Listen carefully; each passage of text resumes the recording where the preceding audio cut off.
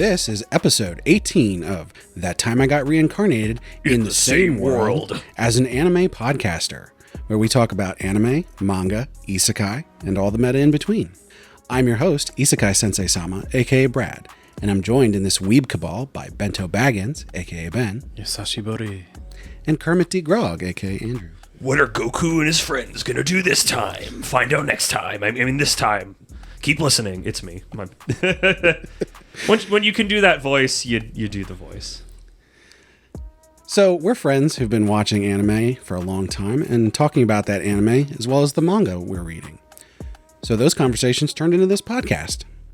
We have a lot of fun recording and we hope you'll have a good time listening. Don't forget to check us out on social media, rate the podcast wherever you can, and tell your friends. You can find links in the description and on our website, animepodcasterreincarnation.com. Before we get into everything, a couple news items. News. That Time I Got Reincarnated as a Slime movie, Scarlet Bond, is streaming on Crunchyroll. I think it's actually been streaming for a little while. I'm not sure why I didn't get any notifications about it, but I watched it on Monday, and I really enjoyed it. I will say, though, I don't think that I can recommend it to anyone who doesn't enjoy the anime, because it doesn't stand on its own, like, at all. It assumes that you've seen another one. Is it? We had an entire episode about this. I don't want to say filler, but like, is it just like it's an anime movie, or is it like canonical, or is it just like the like Konosuba movies where it's like none of this really matters? We're just having a good time. It's definitely not. It's not in the manga. It's not Demon Train. Right. I don't know if it's in the light novel or not. So, okay. It didn't really like do anything for the main characters. Did you feel serviced as the fan? Yeah, I quite enjoyed it. Did you receive fan service? It was enjoyable. It was a fun romp. It wasn't, real heavy or anything. So, and yeah, it was basically no consequence. The only thing I thought was like a little ridiculous is that like at the end there's this big heartfelt thing that's going on, and then just like everything gets resolved and everybody's fine, and it's like, oh, no one had to actually sacrifice anything. Okay. But I had fun with it. So if you enjoy that series, you'll probably like the movie. Some big news here. Ooh, big news. Ranking of Kings is back. What? Yeah.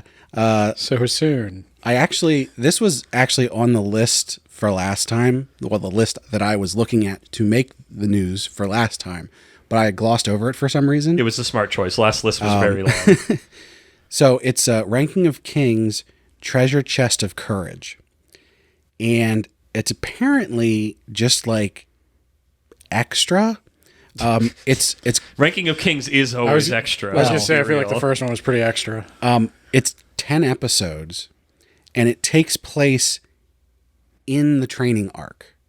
So it's like... I mean, if we're following other people but Boji, that seems like a fun... Like, I like learning about the world. I don't think it is. I think it's I don't think I need 10 episodes of Boji training. Yeah, I'm not entirely sure what it's all about, but it is airing right now. There's 2 episodes out already. Oh, so, weird. I guess we'll point our eyeballs at it and see what the heck's up with it at a minimum. So if you enjoyed Ranking of Kings, that's probably something you'll want to check out. Go back and listen to our Ranking of Kings episodes, or maybe if you enjoyed, don't have if a you good enjoyed day. Ranking of Kings, just keep going on with your day. Yeah, if you enjoyed Ranking of Kings, don't listen to those. I enjoyed them. I'm curious. Or just listen to episode 2. That's probably okay. All right, so before we get into the main event, we got a couple shout outs. So shouting out Rena again, as always. She's consistently commenting on our episodes, shouting through the void at us. So I'm gonna in a good way. I'm gonna keep shouting her out until other people comment consistently. It's this easy. Remember, on like a stream that you have to donate to get the streamer to say your name. We'll say it for free. Yeah, really. But yeah, we really appreciate her comments, and because they're good comments too. It's not just like, "Hi, I'm here." Like she got ideas. There's some think thoughts.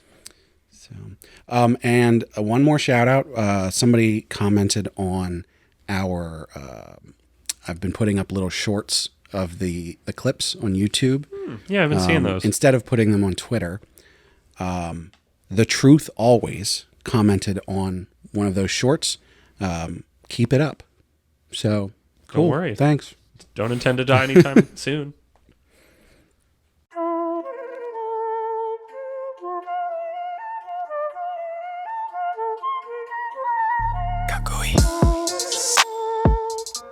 Ladies and gentlemen, and children of all ages, it's time Also, for... our non-binary pals.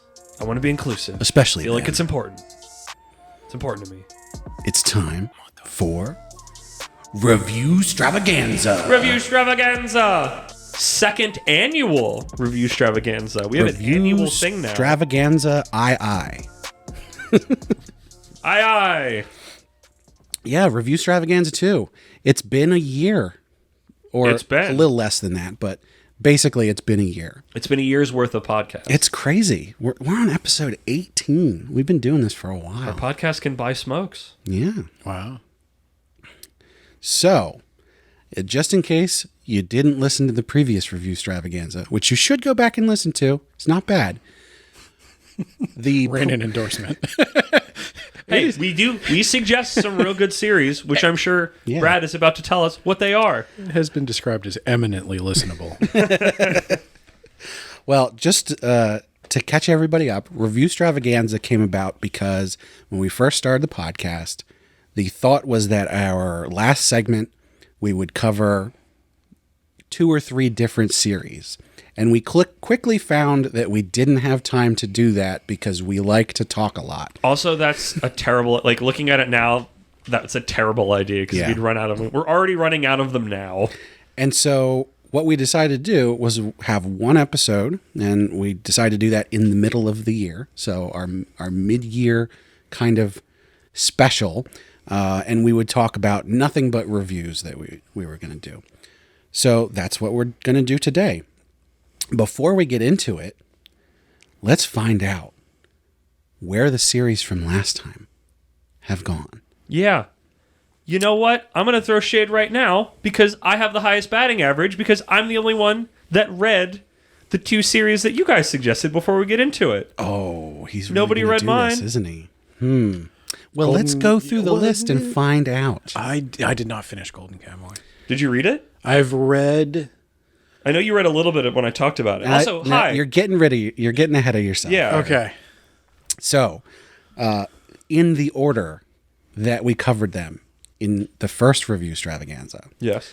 we have Tricks Dedicated to Witches. That I read and loved. It was incredible. This is an interesting one. It's still dead. It was over when I suggested it. It continues to be over. However, I was able to spread its influence. Oh. For those who are not aware, I was a guest on another podcast called Shonen Flop. Have we not talked about that on podcast yet? I probably mentioned it at some Okay. point. But it was probably like the episode we recorded right after I was on it. But Shonen Flop, excellent podcast. They cover canceled manga. Those guys are great. I recommend you listen to all of their episodes. But I was a guest on there, and we specifically covered Tricks Dedicated to Witches. And it was the best manga they'd ever covered. So, I mean, usually when you're reading the things that didn't make it, they usually didn't make it because they're not good. yeah. So I recommend everybody check out the Tricks Dedicated to Witches episode there. Oasis in the desert. They also do a fun one with, they call it the Chainsaw Minute, where they do a short little thing on every chapter of Chainsaw Man that comes out. Oh, that's is fun. it truly a minute? Oh, no, it's like 10, 15 minutes. Okay. I was going to say, it'd be Not like as catchy, I guess. like the opposite of a daily affirmation would be like a chainsaw minute. It's like, Actually, it's That's a different kind of affirmation. We're It's thinking about funny. Chainsaw Man. It's funny that you say that because at the beginning of every episode, they ask each other what their devil is for the week. And it's like, oh, my devil this week is the insomnia devil. I haven't been able to sleep properly. Or David went on vacation recently. He was like, "Oh, my devil this week is the jet lag devil because he went to Paris, or I think it was Paris, and like That's just like a good like manga journaling strategy. yeah, no, it's great. Those guys are great. Yeah. But listen to all our episodes first, and then go listen to all of theirs. So. Up next, we have Parasite, Which I also read and loved. Just so happens I am currently reading Parasite. Oh my god! Really? You didn't tell me. Yeah. I Am I only being lit up? I only started about a month ago, and I'm not very far in, but I am reading it, and I am enjoying it so far. It's good. It definitely has that like '90s manga thing going, which is like, it's a very different feeling from like currently releasing things. You're like, oh, okay. I love the look of it because it's before the Moe blob was invented. Yeah. Where they just like the freaking chicken nugget ooze at McDonald's. Like, it's just like, oh my gosh, these look, it might have been generic at the time, but to me, this looks incredibly different and interesting. No, it's still got that Gekiga influence. I love it. Yeah. I forgot. But Ben, did you read Tricks Dedicated Witches? I did not. Okay. It's not even that long. I know. It's like 30 some chapters. Ben, as someone who's not read it, and I know Brad's been suggesting things you've enjoyed in the not isekai, the Otome. Oh, yes. Isekai, yeah. Tricks Dated, which is really good. Also important reading for an episode we will be doing in a couple months. Oh, okay.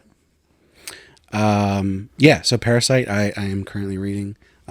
Both of you have finished it completely. Right? Correct. Yeah. So I'm behind, but I am reading it. Loved it. Have you gotten to the part where they describe somebody having a murderous aura and you see a giant bug in the background and that's their way of communicating it? No. Oh, that's one of my favorite things that early on that I remember from Parasite is like anytime I see a giant bug as a means of communicating, I think about Parasite of like, this person's got a killer intent. There's a Hercules beetle behind him now. Nice. Just an alien predator. Up next, Golden Kamui. Golden Kamui. So Golden Kamui actually finished the manga right after we recorded that episode. Yeah, I believe it finished I feel like it finished like a week later. It was kind of wild. However, the official translation has not.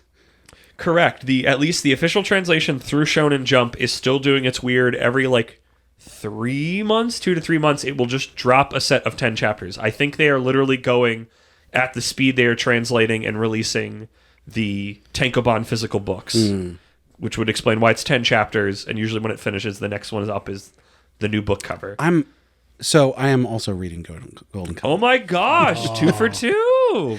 I gotta say, I was sort of surprised when we were talking about how the official English release comes out because it's really good. Like from chapter 1, like the art is amazing and the story is crazy and like it's just great. And I'm like, why aren't they just releasing these weekly? You know? I don't know. I don't know if caveat the right word. Point of information.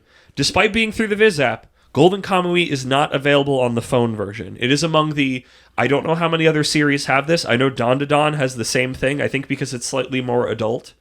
I've seen people describe Golden Kamui as a seinen instead of a shonen. You can only read it officially on the web version of it, not the app version. That's crazy, though. Which seems really weird that you wouldn't just have like an 8. Yeah, exactly. That Chainsaw Man. Okay, admittedly, I don't remember if I made this joke last time or if that scene had been released yet. There is a scene, admittedly much later on, where a man jacks off to get into the mind space of a Jack the Ripper knockoff that's happening in Japan. Well, and I've never seen that in anything else. No, I guess Chainsaw Man doesn't do like sexually explicit stuff. Yeah, and it's not like a lot. It never feels it never feels icky in that way. A lot of other things sexualize things. I feel like in manga and anime, but the sex stuff is definitely a thing. It's more adults, but not like hentai adult. Yeah. It's like actually like, okay, we're older, we're doing, But the violence in it is way more realistic than the violence in Chainsaw Man. Like the violence in Chainsaw Man is super over the top, but it's just like, oh look, there's intestines everywhere, and that's sort of it. Intestines and blood. The violence in Golden Kamui is so visceral. Like it's sort of crazy. Like how does someone draw? Like where was he looking at like axe infos and stuff? Because like I don't know. Oh my god, I literally just caught back up on it because I guess since the last time I had read it, there was another 10 chapters, so I like went back a number of chapters to like remember what's going on. How far are you in Golden Kamuy? Now that I can ask you. Not far. What has happened? Who have you met the escape guy yet? No. Man, you're nowhere. No, I mean, this is the problem I have with getting into series that have lots of chapters out, is that it feels really daunting. And so, like, I'll read. If I enjoy the first couple of chapters, I love having a big backlog. I mean, I'm yeah, not going to be done with it for a while. If there's something in it that like tickles that specific part of my brain, I'll just read and forget the fact that it's lots of chapters. And it's not that Golden Kamuy or Parasite doesn't really have that, but it's not hitting that specific spot. It's not hitting the lever that your other stuff hits. But no, like, I fell back in love with it. It's still informative. It's still funny. It's still intriguing. It just gets everything, and I fall in love with it all over again every time I come back to it, if not even more so. It's like it gets strengthened. Like, I'm kind of, as much as I hate having physical media in my house now, thinking of just buying all the Tankobons slowly, like I did with iShield 21. Like, here is one of my special babies. It's my favorite. Not many people know about it. But every time I've gone back to it, it's just been my favorite thing. So, all right, so that's 3 down, and we'll call that 2 points for me, 3 points for Kermit. What do I have 3? What? No, what? Because I read the thing that I suggested. No, you've read all 3 of those. I finished them. Yeah, I get a full point. I get half point because I started those 2. I'm not giving you a half point for Golden Kamuy. You haven't even met the escape artist yet. I started reading it. What else do you want? I'm making a face at him, audio listeners. I'm taking half a point. You're getting. And Ben, hang on, let me bring up Tricks Dedicated to Witches real quick. So I can get my half a point. Let's see. Only 30 chapters. Ben gets 0 for Tricks Dedicated to Witches. Yeah. You get the 1 for Parasite. How far are you in Golden Kamuy? Did you meet the escape guy? I don't know if I'm at the escape guy. You got a half point. It's not less. Come on, he's like a main character. You're gonna give me shit for that. I am. You had an entire year's time. You know what? I had an entire year's. I got it done more than 6 months ago. I got both of them done then. Well, and then I read all Hunter x Hunter. You're winning. You got 3 points. I know. So, and then you're gonna pat yourself on the back on all these Isekais. Let's see if that'll keep up. So the next one we covered was the Red Ranger becomes an adventurer in another world. You're just gonna pat yourself. I didn't read it. I am tempted. I re-listened to the episode. I'm tempted to check it out. So it actually not very many more chapters have released since then. Oh my I gosh, want to say it's one like of those? 6 maybe. Okay. But it's still good. I'm still enjoying it. How many chapters about is it then? I don't know. I didn't re-look that up. Okay. It actually, there hasn't been any chapters for like 3 or 4 months. That makes me very cautious about picking it up. If it's just going to die on the vine. Finish Love After World Domination. There's an arc where when you get to the end of it, you could probably stop there and be like, okay, it's done. Okay. I'll give it a look. I'll take a goose egg on that, cheater. The next one, Isekai Shikaku, disqualified from otherworldliness. Isekai Chicago. That's the joke I made last time. That's also sort of in a similar situation, although more chapters have come out of that than of Red Ranger. But still excellent. Doing its thing. I love it. It's great. I don't even have to ask Ben if he read any of these, but Kermit, did you read any? I feel like I deserve a quarter point for heroin addiction by itself. I've read so many hundreds of pages. Oh, I'm so sorry for recommending things you enjoy. Also, giving him your Christmas present to him was homework. Also to me, I just haven't had to do it. My homework's for summer vacation. I'm so sorry for recommending things that you guys will enjoy. I'm so sorry for buying things that you have to read to talk about on the podcast. Of me. Things, How awful. Things that you like. Awful. I spent lots of money on things you like. I'm so sorry. Oh my gosh, you sound like our mom. Jesus. What do you like? You like books. What are you, Chi-Chi? Yeah. That's how it feels. You're the Chi-Chi of this podcast. Oh God, does that make me the Goten? Actually, I was going to say, don't start with me. I'll start buying you textbooks, but Ben would like that. Yeah. So the next one I'll give you guys a pass on. Unparalleled Path. Reincarnated as the AI for a space battleship. I think three chapters of that have come out. There wasn't even that many chapters from the last time I remember. It was like 4 or 5. Yeah, you said it was like a really small number. I think that one was more the gimmick than anything. Yeah. It's It's weird, but it's fun, but it's weird. Do I get any points for encountering like a weird subgenre of literature of people being reincarnated as spaceship AI? Not yet. Words About Books could do a crossover with you on that. We had the Bob thing. Well, he's not really a spaceship. Bob? Who's Bob? I guess that counts. There's a book called We Are Bob, a series of books called We Are Bob, about a man whose brain is scanned and put into spaceships. It's an isekai. And he duplicates himself. It's not. It's not. And everything's an isekai, mister. I have to get my stink all over everything. Yes, everything is There are an many isekai. things that are isekais. This isn't one of them. And then, last but not least, especially not least, actually probably last but best, one we all definitely get a point for, which is Akane Banashi. Hey! Yep, I've kept up with that. I've also kept up with that. If you are listening to this and you are not reading Akane Banashi, well, wait until you finish listening, but definitely go read that. It is so good. It on the continues Shonen Jump to be app. good. There's so many more chapters now because it comes out almost weekly since a year ago. It's great. It's remained incredible. I still would love there to be an anime. I feel like since the success of Akane Banashi, I imagine Shonen Jump thinks it's a success because they have invested in a bunch of other like sports manga, but for the arts type series. I still don't know if they're becoming sports manga yet. We were going to talk about them early, but they all kind of need to stay on the vine for probably another month before. Yeah. Because they're all kind of in that, like, they could be one of many things. They haven't quite hit that, like, rhythm moment. Right. So, let's see. I've got 1, 2, 3, 4. You just started those series 5. to lord it over me because I gave you shit earlier, a month ago. 5 points. Okay, let's see. So, Kermit got 1, 2, 3. I've got 4 points. I can do math. 4. Good job. You did good. Let's see. Don't you patronize me, mister. I stacked the deck with a bunch of isekai that I'm already reading. In October, we're replacing the Isekai segment with Ben's horror bullshit segment. Yeah, let's do it. That's just one episode. Yeah, but I can recommend a year's worth of like grotesque, bloody manga for you. We already covered Junji Ito. There are dozens. I pitched you one ball, and you could barely knock it out from home plate. Didn't even get to first base. Ben, you get 2.5 points. You gotta step up your game. What is the half? Oh, it was the half. I'm the Anya of this podcast. Ben gets 3 points because he does heroin addiction. I will give him. I will give him that. Nobody clip that out of context. Ben gets 3 points because he does heroin. Well, you went from a poor third place to a solid third place. Good job. There we go. You owe it all to Kermit. I'm going to get into Tokyo University. All right. The Cypher Academy. Well, it's finally time to get into it.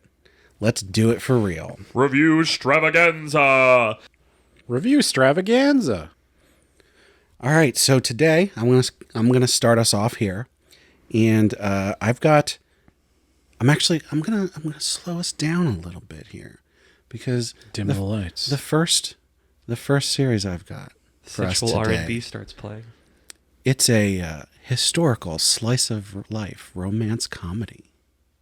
I'm intrigued, mostly about the historical. I bet it's samurai. It's always samurai. It is Jane not. Austen. Oh wait, I meant medieval.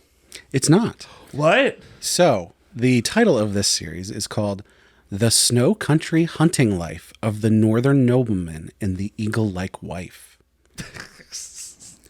The eagle wife. This sounds like a Confucian proverb. Eagle wife. So eagle life. I will now attempt to pronounce the Japanese name, and you can tell me if that actually means that. Okay. Hokuou Kizoku to Moukinzuma no Yukiguni Karigurashi. I'm gonna chop that up and edit it together properly. Yeah. Yeah, it'll be flawless. Nobody will ever notice. Just make all the phoneme sounds and put them together. Ben, do you know any of those words? Robot. No, not off the top of my head. I'd have to look. Well, so I first, guess Yuki is snow. First, I want to make it very clear that this is not a manhwa. Okay, it's not a Sure manhwa. this doesn't belong on heroin addiction. It's not an isekai. Well, that wasn't Korean, so yeah, I'll give you that. This is literally just a probably early 1900s slice of life. 1900s? Yeah. Ritzhard governs a wintry territory far to the north. Sigland is a soldier with the nickname Crimson Eagle. Ritzhard falls in love at first sight with her, and they begin their life together. For a trial marriage of 1 year? Hunting reindeer, snacking on nuts, making traditional handicrafts? In their peaceful and modest life in the land of winter, will the couple truly become husband and wife? So this series follows Ritzhard Levantret. French? Yeah, this is just like a tour de force of Languages. So Ritzhard is the... Watch out there. Is the... actually, I'm not sure what his title is, but he's sort of like the governor of this land. And it's in the far north. I think it's Finland, but I don't have like very specific setting for it. This is a far off in time sequel to Vinland Saga. They definitely go to Germany. Okay. So okay. It doesn't say it out loud, but it's definitely Germany. Like there's no way it's not Germany. So probably Prussia at the not time. Berlin. Yes, actually that would probably be correct. Yeah. Trial marriage. Yeah, Why so isn't that a thing? That sounds great. the That's way the waters before you're just like, whoop, bim bam boom, legally. the way this I guess starts that's what off. dating is, admittedly. So as I mentioned, Ritzhard is the governor of this territory. He's inherited it from his father. Okay. And there's not really anyone in this small village in his territory for him to, get married to or anything. So this warrior woman shows up. Well, so what he does is every year he travels to the city. And as I said, I believe it's in Germany. And he goes to parties, looking for a wife. And he's been doing this for years, and everybody thinks it's really weird, right? Because he's a nobleman. He just shows up at these parties in the summer and like walks around and looks for a wife, right? Sigland is a soldier who just finished her tour, and she's now older than the age most people get married at, right? Okay. So she comes to this party. She's dressed in her military uniform, right? And everybody's looking at her like, oh, that's what she's not wearing a dress. Like, what is she trying to do? And Ritzhard sees her and is immediately like, she's awesome. Okay. Okay. So he approaches her, and unfortunately, he's a bit awkward. And so he's like, hey, will you marry me? Eagle woman. Just like right away. Marry me. Marry me. And of course, Sigland is like, excuse me. And so through a series of events, they decide we'll have a trial marriage, right? So they're going to have a trial marriage for 1 year. They will go back to the village and have this trial marriage. Now, it's a romance. There's romance in there. But realistically, the meat and potatoes of this series is the meat and potatoes. I was really hoping that was going to be the joke. Yeah. Because it's a slice of life that takes place in a place that doesn't have a whole lot of technology. I thought you were going to say vegetables. They have to go out and hunt for food. He is the lord, so he owns the reindeer, and they forage for berries and all this stuff. It's not like a medieval thing, but they live in the middle of nowhere. So there's these log houses, and they have to gather firewood, and they have to prepare for the winter and everything. And so what you get over all these chapters is it's basically just seeing them live their life. And over the course of that time, you see Ritzhard and Sigland grow closer together and fall in love for real. There's a lot of chapters of this. There's currently 86 chapters. Okay. And they're not short chapters either. What do they do? You're describing to me like berries and reindeer. A lot of it. Snacking And this is really the thing that sort of is the draw for this. It's all real.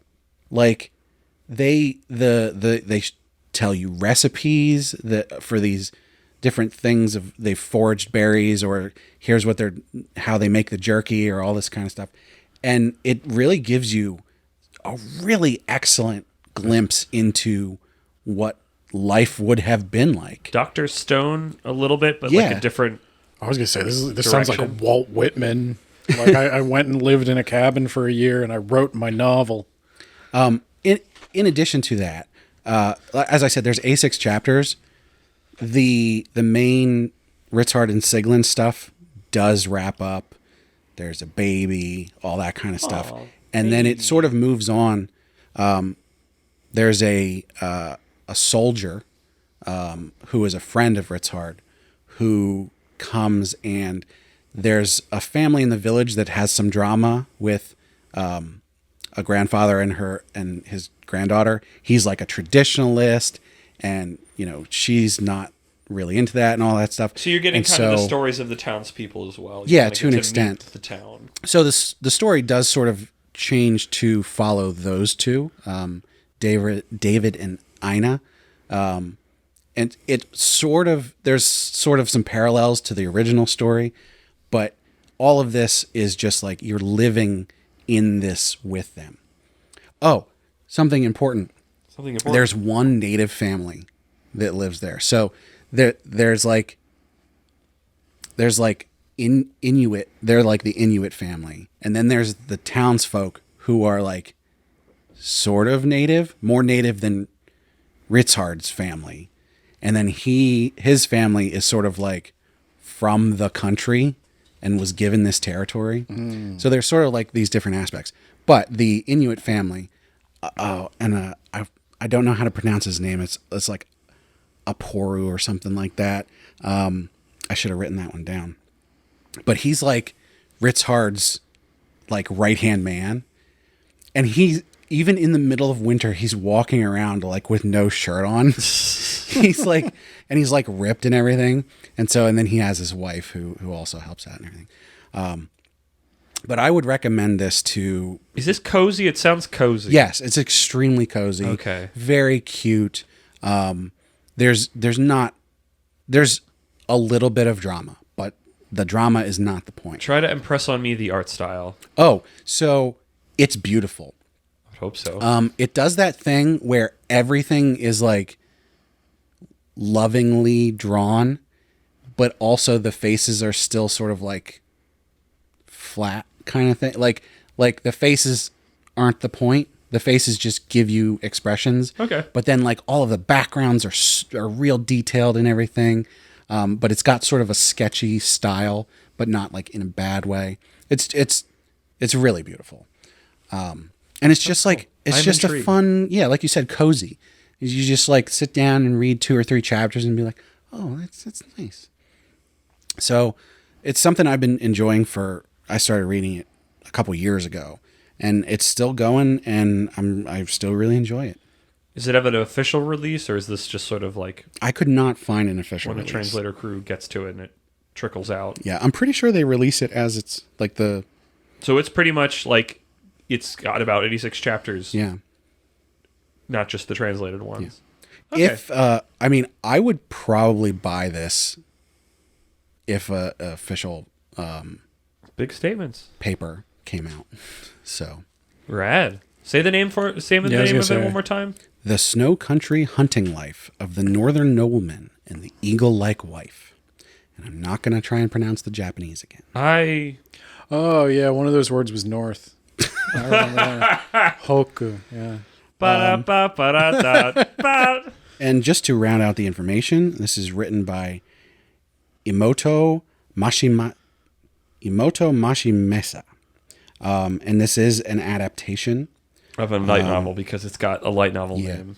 And then Gosh, I hate light novel names. it's drawn by Shirakaba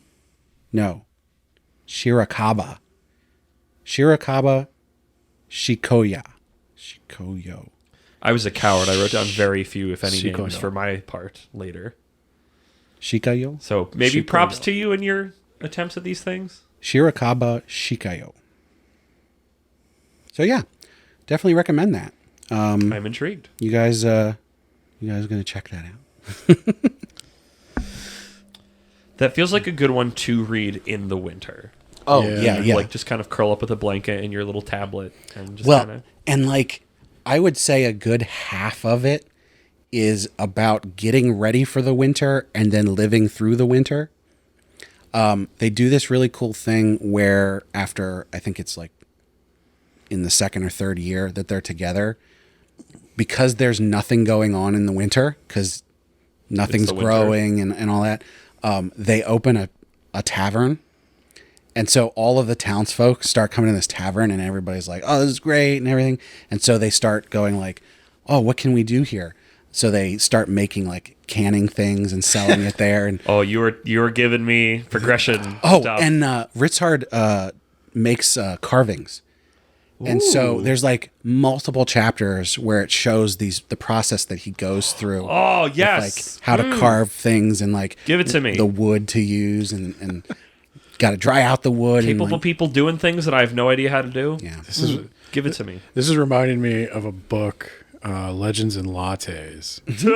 There's a whole like emerging genre of cozy fantasy fiction. Legends and Lattes is about an orc who retires from adventuring and opens a coffee shop.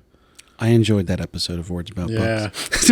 No, I mean, this is obviously not as goofy as that. No, and again, I need to stress, it's not a fantasy in any way. Yeah. I mean, maybe it's a fantasy because like It's fiction, but it's nobody not. ever gets It's sick. fantastical, but yeah, there's no magic. The only bad thing that happens is that grandfather gets injured when he's out hunting, but it's not even like a big deal. Okay. This sounds nice. Yeah. I'm gonna point my eyeballs at it. So yeah, I thought Much like last time, you've pitched a good one. figured we started off slow. When we get to the Isekai segment, I got some bangers. Okay. I sure hope so. I don't know what else you would have brought him for. All right, I think it's time for Kermit. Hello, boys and girls and non-binary pals. Hello, class. Today, I bring a 2-pack Ooh. written by the same author that, at least for me, scratched the same itch. We're going to hopefully spend more time on the first one and kind of lead into the second one, because the first one is done. So today I'm bringing the dual pack of Assassination Classroom and the Elusive Samurai. Both by a Japanese name I'm going to butcher, Yusai Matsui. I think I'm saying that right. That's pretty. Matsui Yeah. sounds right. Yep. I learned why I really like his stuff because in one of the manga and also on the Wikipedia page, his listed favorite manga are Boba Boba Boba Bo, JoJo's Bizarre Adventure, and Kinnikuman, also known as Ultimate Muscle in the States. 3 series that I adore and Nice. grew up with and or found love in as an adult. So you kind of have that as a base of a sense of humor, I would say. I feel that the most. Assassination Classroom, we'll start there. Assassination Classroom is about a, I guess, alien that one day just comes and like destroys like a chunk of the moon.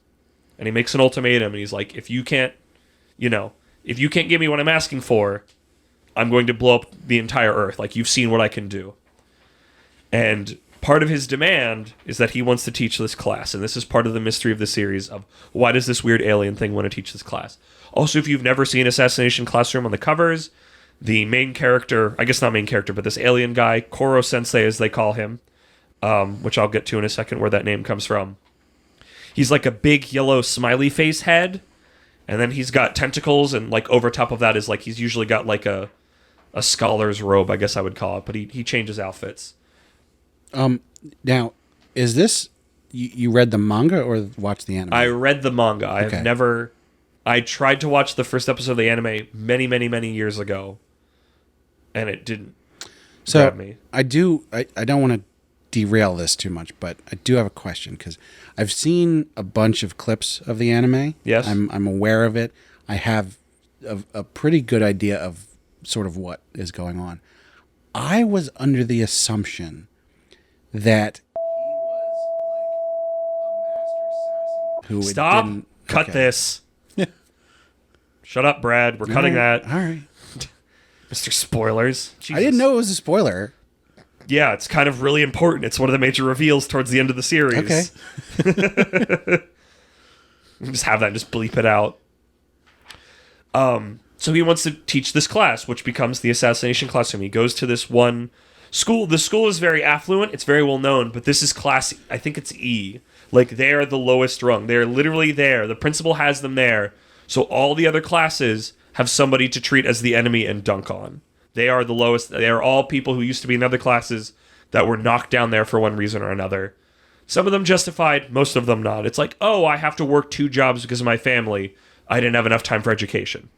So this is your kind of like, you're not necessarily all of your losers, but like, here's the downtrodden, here's the misunderstood, here's people who aren't applying themselves that could, wayward students. So Koro Sensei shows up, and he mysteriously takes over this class, and he goes, I'm going to blow up the earth in 1 year's time. In that time, you've got 1 year to kill me. And then this also is made known by the government. So Assassination Classroom is the story of this teacher, Koro Sensei, who is genuinely a really good teacher. This is one of the things that I loved the most about Assassination Classroom, is he genuinely cares about the students, and he will use his powers, even though he's very silly, which is also why I like him a lot. He's very comical, and fourth wall breaky at times, but he will like shape, he can move, I think they say he can move at Mach 20. He can get around, but he will always take steps to tailor the lessons to his students so they can learn, or like different ways of teaching it, both literally like the information you're learning in school, but also learning like military techniques about like how to fire a gun or how to use camouflage, or like at a point they learn parkour about how to be an effective assassin to kill him. And besides the comedy, and just the kind of warm-heartedness, progressiveness of like teaching and the approach to it, and this will also repeat in Elusive Samurai, but you get to know the class over time really well. You're mainly following, this is like the one other name I wrote down, where is it? Nagisa Shiota, I think that's it, at least. Yeah, Nagisa, yeah. Who's kind of the main character. I still remember when I first watched the anime before ever touching the manga, I thought I had finally found a female protagonist who wore pants in school, and I was talking to my friends about it, and then it's like, oh, it's a boy. But I ended up really like him. He's kind of shy, he's a little reserved, but then you learn he's kind of a weirdo, but like in a really endearing way. Like, I guess here is like a small spoiler, is like, of the entire class, he ends up being the one that's actually the most like, probably will be an assassin. Like, he just somehow has the skills that match it the most, but in a way that just feels like very natural when you get there. But I would say that is meeting the class and that progression of like everybody learning and seeing this, like there are certain things about it that Assassination Classroom felt very progressive in certain ways that I wasn't expecting. In some ways not, and in those ways it disappoints me at those times, more so than most things, because it seemed like it had its head on right in certain regards. But and always there's something different to do of like, oh, we're like, something it does that I really loved is like, whenever there is a test, it's like, how do you make a test exciting on a topic that the viewer doesn't know about? So how do you make this feel like something the kids are fighting? And when they happen, they're presented like Monster Hunter, that the test is literally some giant thing, and you're seeing all the kids using their abilities to fight it, and it's metaphorical, but you also get to see all their skills they've been learning in the assassination part of it.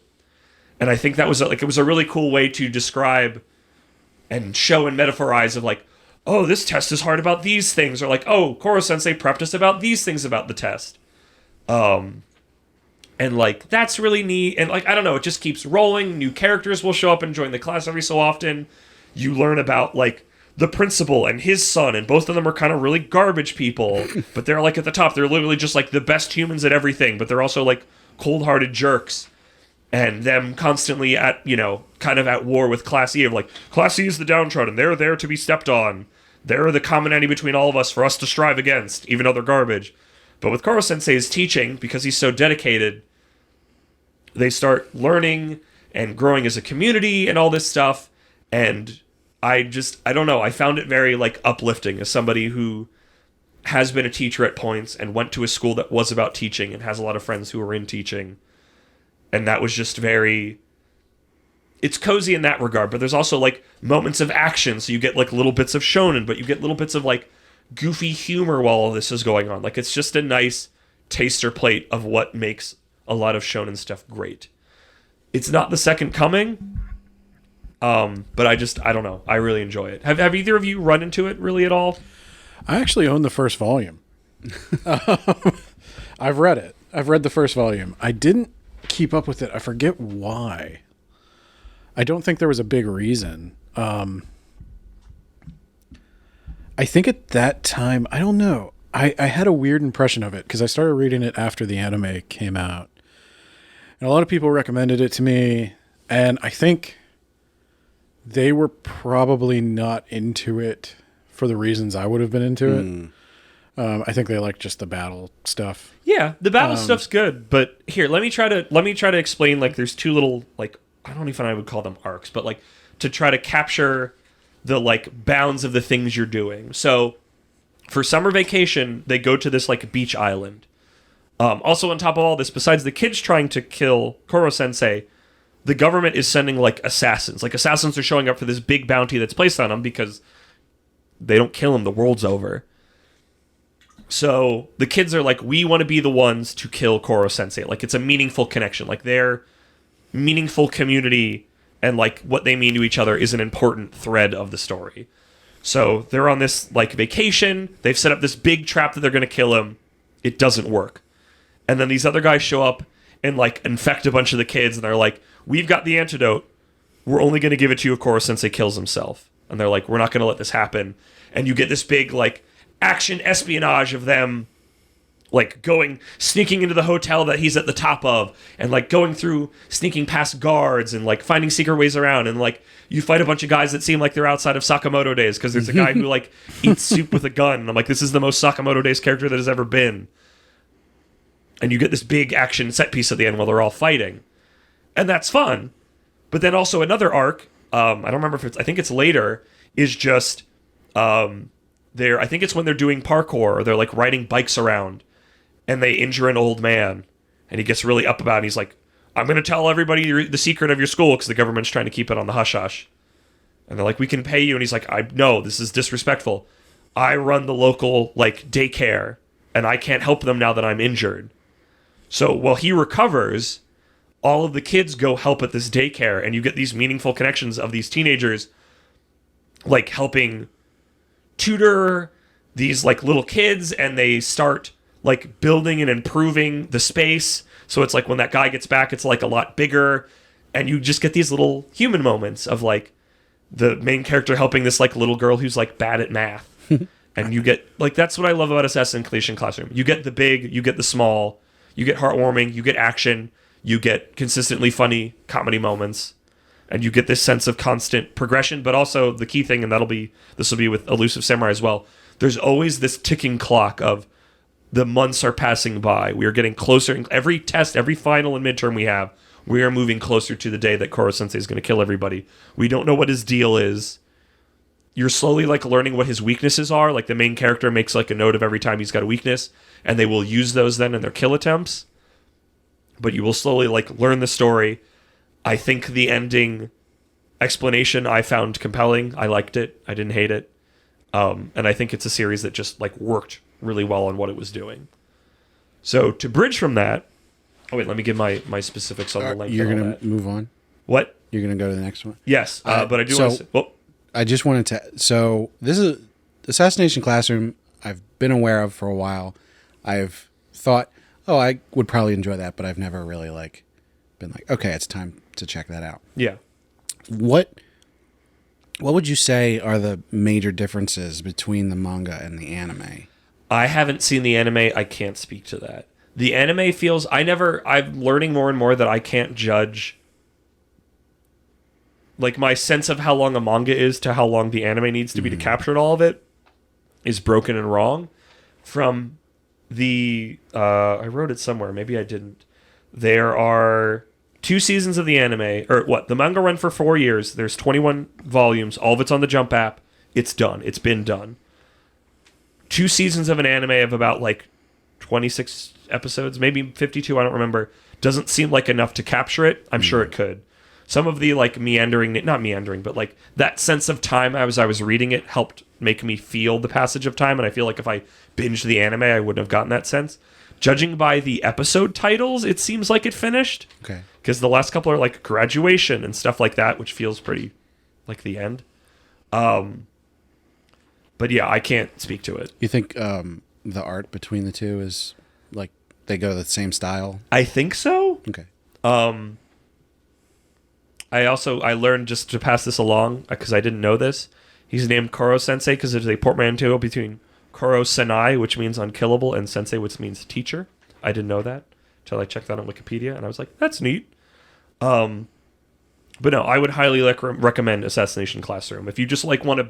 It was literally just like my new big manga on the Shonen app that I would just like have on my phone. I'm like, oh, I've got some time to kill. I'll read a couple of Assassination Classroom chapters. Like, it was like my nice little... I always had more of it until I didn't series, and it was one of those ones where I finished it, I was like, oh, it's over. You know, it was kind of... It felt like a hole was left behind. Which luckily was then filled somewhat by The Elusive Samurai from the same author. Started back in 2021, also running in Jump. You can read it there. It's got over 100 chapters at this point. Really? I don't know how close to it being done it is right now. So I've heard of this, but I haven't seen anything of it, as opposed to Assassination Classroom, where I'm fairly well aware of it. Probably because there is no anime yet. That was partly my impression, but I also thought for some reason that Elusive Samurai got like middling reviews. I'm not sure why. You might be, because the thing I always mix it up with is there was that samurai story that the Naruto guy was writing. And that got... I don't know. Maybe people gave it middling reviews. I've been enjoying it. I mean, it's still going. I didn't realize they were by the same guy. Yep. And you can't always go by reviews online. Like, no, I disagree with everybody about manga all the time. yeah. Yeah. But no, it's still going. Wikipedia tells me there's an anime in the works, and I will probably watch it because it's a good time, and I feel like it'll solve the problem I have with the manga, where there's a bunch of Japanese names that I cannot remember or recognize. I'm like, oh, it's so and so. I'm like, who's that? Maybe I know that name. But Elusive Samurai is about a... it's been a hot minute since I've had the start of it, but basically there is the son of, I think it's the emperor, I could be wrong, a major government head of Japan. This is like back in samurai-ish times. Another clan comes in, kills everybody. The emperor, who's like a puppet, is also dead. His son is able to escape. He's the elusive samurai. And he's constantly on the run. And this, I guess like shrine priest finds him, who can see the future. And he goes, I know, I've worked with your clan in the past, your family. You're meant to be the leader here. These guys came in and killed all these people. We're going to reinstate you here. But we're not ready for it yet. There's going to be this big war. I can see it kind of, but we need to kind of build you up. So the story follows him initially running, but slowly building like a set of retainers who are all teenagers. It feels very akin to meeting the class in Assassination Classroom, where it's like, here are all these students here's all these teenagers who has exceptional things. There's the elusive samurai himself, who's like, his whole bit is that he didn't really study anything because he was like, my dad's a puppet. If I ever take the throne, the position will be meaningless. I don't need to learn politics. But he's really good at running. He's literally just, my thing is, I never wanted to do my lessons, so I just played hide and seek and I ran away from my teachers all the time. So he got really good at that. And much like the protag of Assassination Classroom, he's a little weirdo in that he loves running away. Like, they draw him making like ahagao faces at the concept of running away, and everybody's like, he's our leader, but he's really weird. Like, everybody points out, it's like, that's kind of weird, dude. So like sitting in a like important meeting that he has to be in, and everybody's being serious and everything, and you can just see him like thinking about running away. And it's usually when he's in like the middle of it, where he's like figured something out. He's like, oh, it's like a flow state. I love this thing of like getting away from people or running or using his thing, like because like part like he gets retainers, so like there's like some shrine maintenance he gets, and like one of them's like a slightly older girl who's like bigger and uses like a halberd or something, and she's neat, and they get like this master thief kid there's this other guy who's like a really good like teacher and tactician, and he's like, oh yes, we can use your retreating style to teach you this special move that'll help you win this battle, because otherwise your muscles are garbage. We'll use your retreating muscles.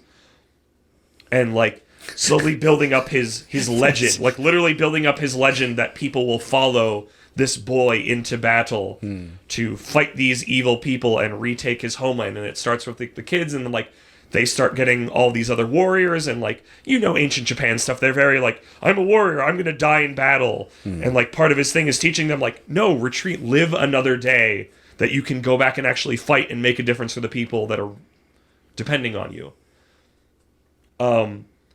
And this one's obviously a little bit more like time period-y and a little bit more historical, I guess. I don't know how historical it is to like real people, but it is also just like, it's funny at times, it's heartfelt, there's like action-y, puzzle-y fight moments.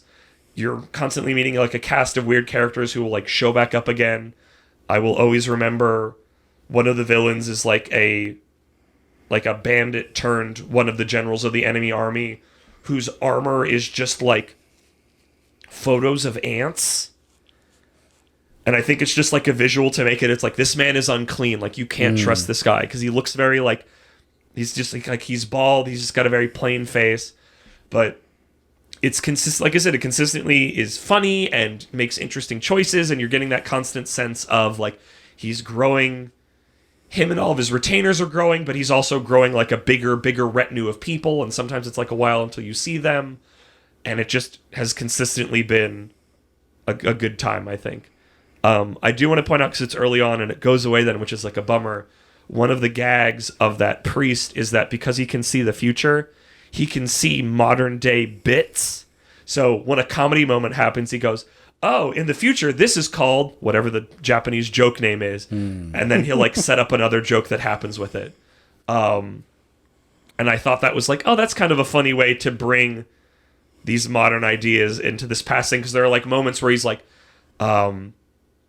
they're having like a competition they had at the time where it's like, it's an archery competition. You're on horseback, you've got padded arrows, and you need to shoot these dogs.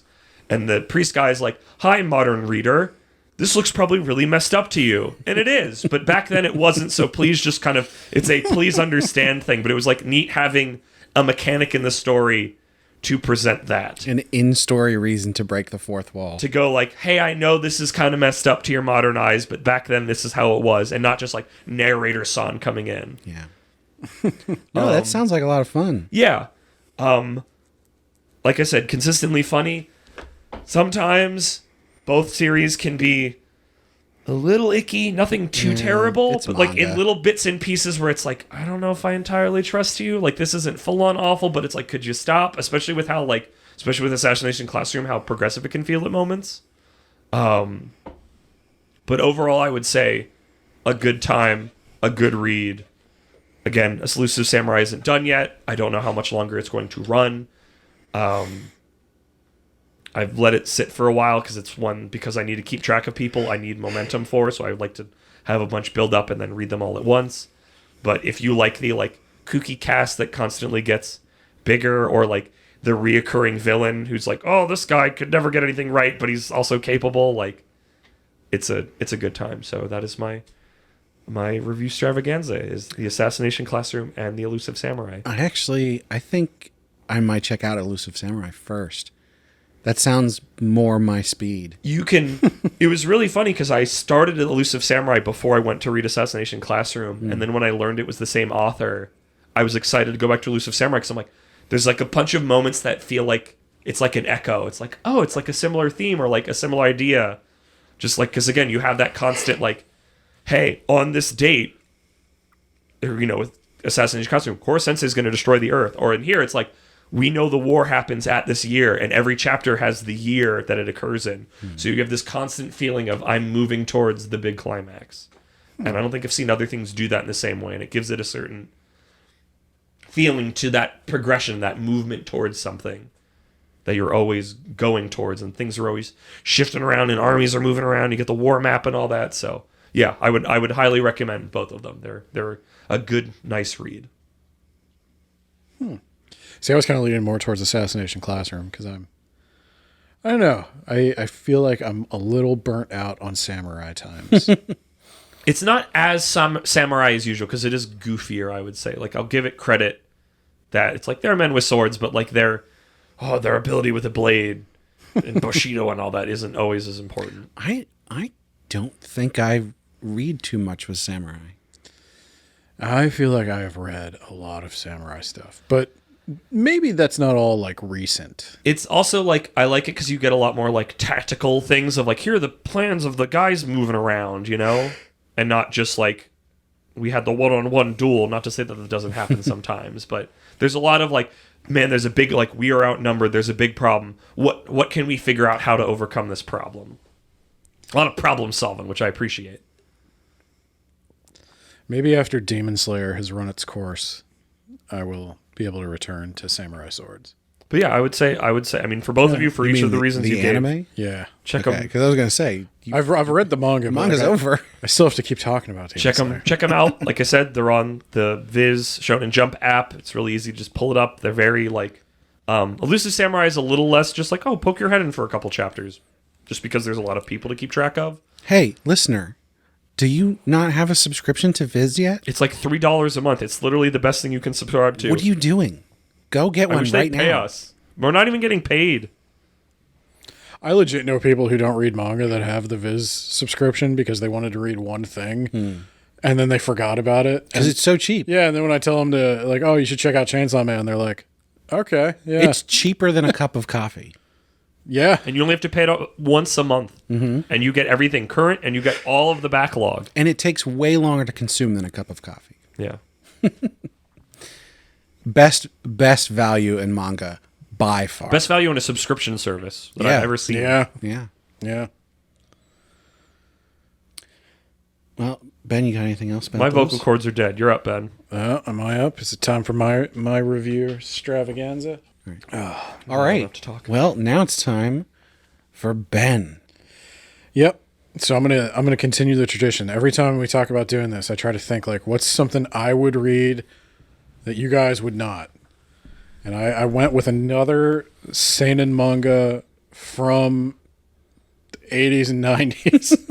It's a good wheelhouse. And this time I went with Battle Angel Alita. That's a good movie. It was a decent movie, actually. It wasn't great, but it was okay.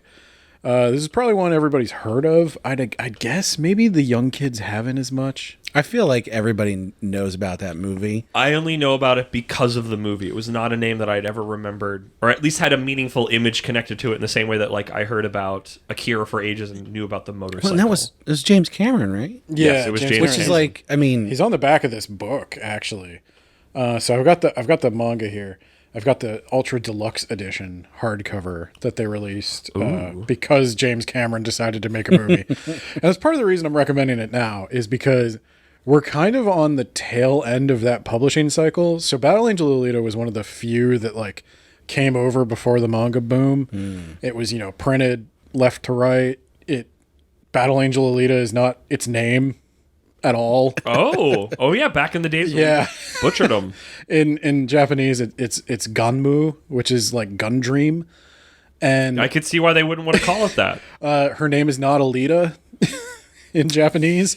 Her name is Gali or Gari. And so that was, in retrospect, kind of a good change. I don't normally like when they do that, but Alita is way better. And so yeah, this is back when they were trying to normalize manga for an American audience and publish it as just comics. And so a lot of that stuck around. It's still Battle Angel Alita. I love the Battle Angel Alita graphic novel. I think Eat your hamburgers, Apollo. I don't know if this was actually published as like magazine issues. Oh man, I never thought about that. It might have been because Akira was. Oh, do you mean the like originally, not in America? Yeah. Okay. No, in America. It was published as like magazine issues. Left to right. Just to blend in with comics. Because people would get the license to it and they just wanted to market it to the comic book audience. And still left to right. Akira, the version you can buy today, is still printed left to right. I'm gonna have a heck of a time. It's so weird. Yeah. I didn't know if they ever updated it. Battle Angel Alita, this new round is published by Kodansha Comics, not Dark Horse. Dark Horse is the one that... It's still weird when they I hear were a the Western original comics publisher publishing manga. I don't know if they had Battle Angel Alita. I know When they had did Kodansha Akira. start? Kodansha started in America. In America. Not that long ago. Maybe like 10 years ago. So this one, they've made some compromises. It's still Battle Angel Alita. They didn't want to lose the name recognition. I think probably James Cameron got to weigh in on it. So I'm just going to read the back of the book. I'm going to cheat on my summary. So this is the first volume, soon to be a major motion picture, according to my book. How many volumes are there? There are 6 of these, I think. Okay. I was going to say that doesn't look big enough. No. So, far beneath the shimmering space city of Zalem lie the trash heaps of the scrapyard. Here, cyber doctor and bounty hunter Daisuke Ito finds the head and torso of an amnesiac cyborg girl. Her name is Alita, and she vows to fill her life with beauty. But in a moment of desperation, a fragment of Alita's past memories awaken in her. And she discovers that she possesses uncanny prowess in the legendary martial art known as Panzerkunst. What? Excuse me? It's German, but it's Martian. I'll get to that. With her newfound skills, Alita decides to become a hunter warrior. That's what it's called. It's always hunter warrior. You got to say the whole thing. She tracks down those who prey on the weak. But can she hold on to her humanity in the dark and gritty world of the scrapyard? So this was from a time when every manga had to be sci-fi, had to be post-apocalyptic, had to take place in a weird desert wasteland. Yeah. They were big on that for a while. Yeah. So it's weird that all happened before the bubble or I guess before the bubble burst, right? Yeah. Yeah, this is like pre-95 economic crash, I think. Yeah. When the apocalypse became real. Maybe that's why. So I would classify this as more cyberpunk than post-apocalyptic.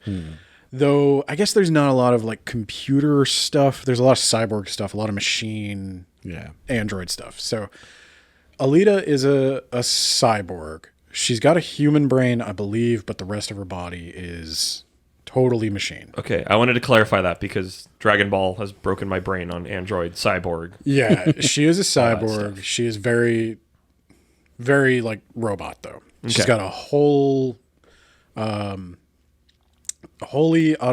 body that's like machine. And then the guy who works on her is from this city in the clouds. There's, and it took me way too long to figure this out. There's like 2 big cities, Jeru and Zalem. And if you put it together... Jerusalem, oh my gosh. Yeah. Yeah, it took... you kids heard of the Bible? It was only when they start talking about the Melchizedek organization and all this stuff. Yeah, I was like, wait a minute. I think that's this is Jerusalem. Sunday school. Yeah. So that's another thing I love is like weird Bible references in my manga. But Battle Angel Alita... Is that in the original Japanese? Yeah. Okay. Yeah. Salem. It plays around, like, it sounds goofy. It sounds meandery. And it does. And it has that kind of like Gekiga art style, which I love. But it's a little goofy. It's very hyper violent though. Alita, she is, this is a little bit spoilery, but you find out she's more than she appears. She's like a relic of the past. And she comes from a time before everything sucked. And Daisuke Ito, he's also a little bit more than he appears. He's from that city in the clouds. Nobody knows why he's wandering the scrapyard when he could be part of the, upper class. And it gets into a lot of the same themes that like Ghost in the Shell would tackle later of like, what does it mean to be human? How does Alita find love and everything? And it wanders around a bit. It does get into some weird Bible stuff. It does get a little, I don't want to say like heady. It takes itself very seriously at some point. And I like that. I think that's like quirky and weird, and it develops its own weird statement about humanity. But And it's probably why James Cameron liked it. But they also have things like Battle Ball. And she's like a professional athlete in this android racing. It's kind of like a derby, actually. Oh. But it's only androids, and they've got like wheels, and they're on this big NASCAR track, and they fight over this ball, and they like beat the crap out of each other and blow each other up and kill each other. That sounds fun. And robots. it also gives me elements of like, has anyone ever heard of Repo the Genetic Opera? Yeah. Yes. Okay. It gives me like the character that the Repo Man, the guy Giles plays. Repo Man. Really reminds me of Daisuke because he's a hunter warrior and they're like bounty hunters and they kind of go after people who like owe money and stuff like that. Played by Christoph Waltz in the movie. Yes. What? The excellent Christoph I Waltz. don't remember that. That's amazing. Yeah. This is one of the few, like, if you didn't want to read the manga, I think you should. I think the I'd like manga to. is the best version of this, but if you didn't want to, you could watch that movie. Now, it's not so awful. The question I have about that, because I'm pretty sure where the movie ends is not actually the end of the story. Not even close. Okay, so is that like just like 2 of the volumes out of the 6? Yeah, I forget where this particular one ends. If I read the manga and I watch the movie, will I be frustrated or like, oh, that's neat? What's that experience like? For me, I read the manga and then I watched the movie. As a human who did the thing that I just asked. Yeah. And for me, it's like they change things, obviously. Yeah. I didn't think it was like disrespectful to the original. I think the changes were decent. Alita's a better candidate for adaptation because it's not very closely tied to Japan. The cities aren't Japanese cities. The people aren't Japanese people. They're kind of just like, the world has ended. This is one of the few places where you can still survive. So tons of people have migrated here and they're trying to scratch out a living, and it's dog eat dog, and there's some good people, but there's a lot of bad people. There's a lot of trouble. It's kind of Wild West stuff. So I think they remained pretty faithful. I think the stuff with her boyfriend was a little messed up.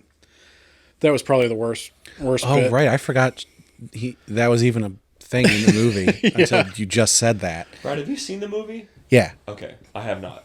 Yeah, At least most of it. Alita. When I'm thinking about it, I can't actually remember when I saw it, but I definitely remember large pieces of it. So I'm pretty sure I saw the whole thing. I think her boyfriend was handled better in the manga. It made a lot more sense in the manga. But there's a lot of stuff going on.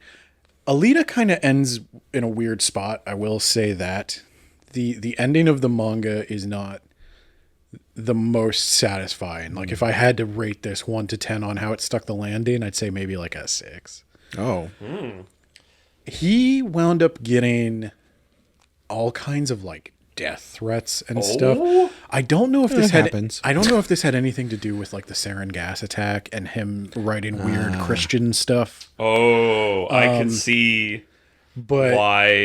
Yeah. He got Christian death cult in Japan trying to kill a bunch of people in the subways. I could see where that would. Alita fell out of favor for a while there, and But it's not Christian. It's Jewish. Yeah, I don't know if they don't know the difference. I don't know if In the anyone can make that 80s, distinction. when nobody knows anything. I certainly don't think Shoko Asahara could make that distinction. But he's dead now, so Good. yeah. Right? That's the cult guy, right? Not an artist. Yeah, that's the cult. I wanted to make sure I wasn't like, good, the author of this manga is dead. I would not say that. The artist is Yukito Kishiro, and I don't know where the Battle Angel part comes from, but if you like cyberpunk, I'd say this is a must read, even if you don't read manga. Like if you're into cyberpunk, if you like William Gibson or The Matrix. Oh, here, I'm going to do this real quick. Josh, have you read Battle Angel Alita? There you go. So you'd probably like it. Yeah. Shout out. Yeah, it is a classic of cyberpunk. It has influenced so much of that genre. Is this pre or post Akira? Post. Okay. Yeah. Akira, I mean, the anime I thought was like 19. I thought 1991. I feel like I need to read this as part of my homework for reading Akira then. Yeah, this is after. It feels like it's in that oeuvre. Yeah. It's definitely closer to Akira than it is to like any of the modern stuff. Yeah. Yeah. I definitely got that vibe from the movie. Obviously, there is not a live action Akira, despite what Leonardo DiCaprio wants.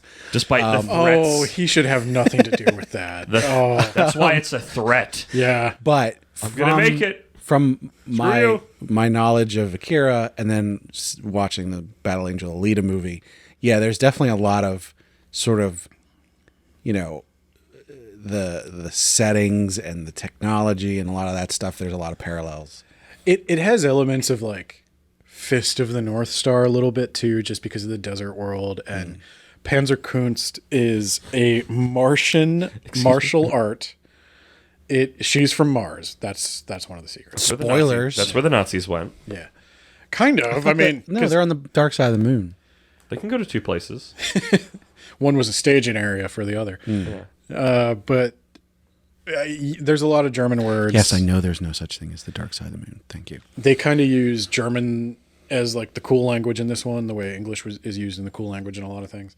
There's a lot of series that do that. Yeah. Overlord. Yep. Tanya. It's like the Japanese really love the Germans for some reason. I wonder what Tanya that's about. takes place in Germany. In pretend fantasy Germany. There were a lot of German missionaries there when there were no other missionaries there. The northern noble and his eagle-like wife also has a lot. Yeah.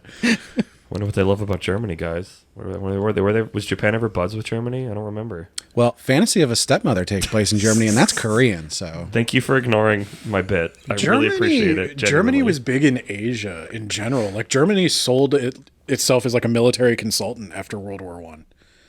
I could see that. The Prussians are about that. They helped the Chinese as well.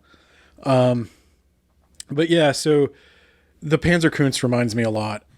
Not in terms of how it looks, but in terms of just the mysterious martial art that only the hero knows. It reminds me a lot of the Fist of the North Star, Hokutou Shinken. I'm just tickled that like a kung fu martial art variety is named a German thing. Yeah, one of the last language I was to think of yes, this martial art, German word, this kicky flippy Germany. Yes, exactly.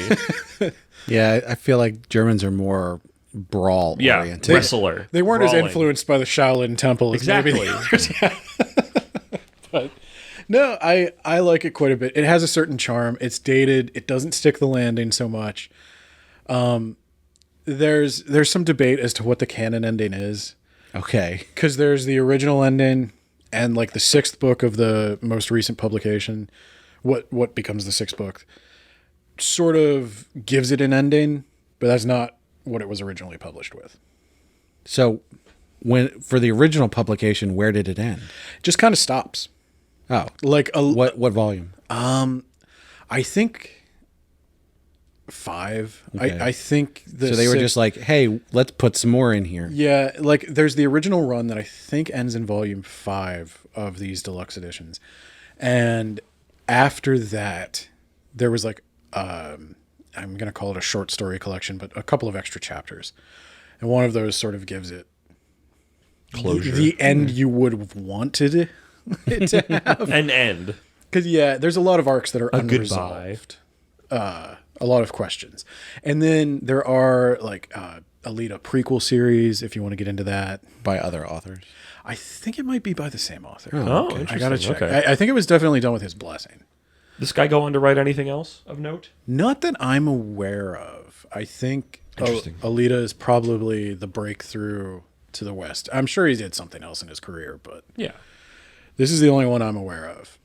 I don't know much about him as an author. I came to Battle Angel Alita back before I was really into manga that much. I sort of came to this more into cyberpunk.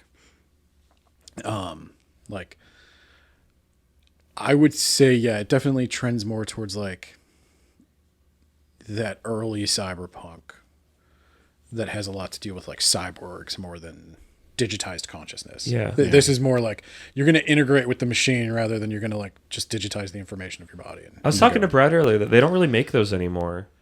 Well, I mean, part of it is like the internet changed. William Gibson still writes. Yeah, true. But even he was like, in an interview, he said that the internet disappointed him.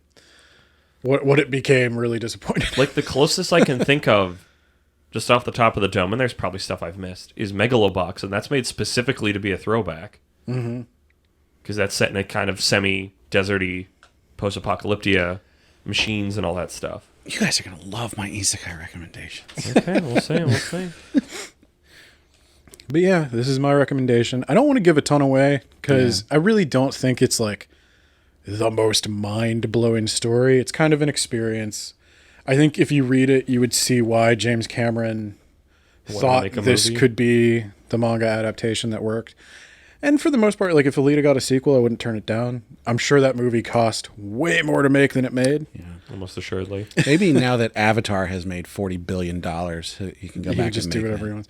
It was better than Avatar, for Christ's sake. I hate Avatar. I don't think that's a very hard bar to... I don't even like James Cameron that much. But multiple people that I knew that watched the Avatar sequel didn't even want to watch it. Yeah. They just felt like they had to, and I was like, that's dumb. I think Avatar is more a spectacle than anything else. I wouldn't even call it that. Avatar is a happening.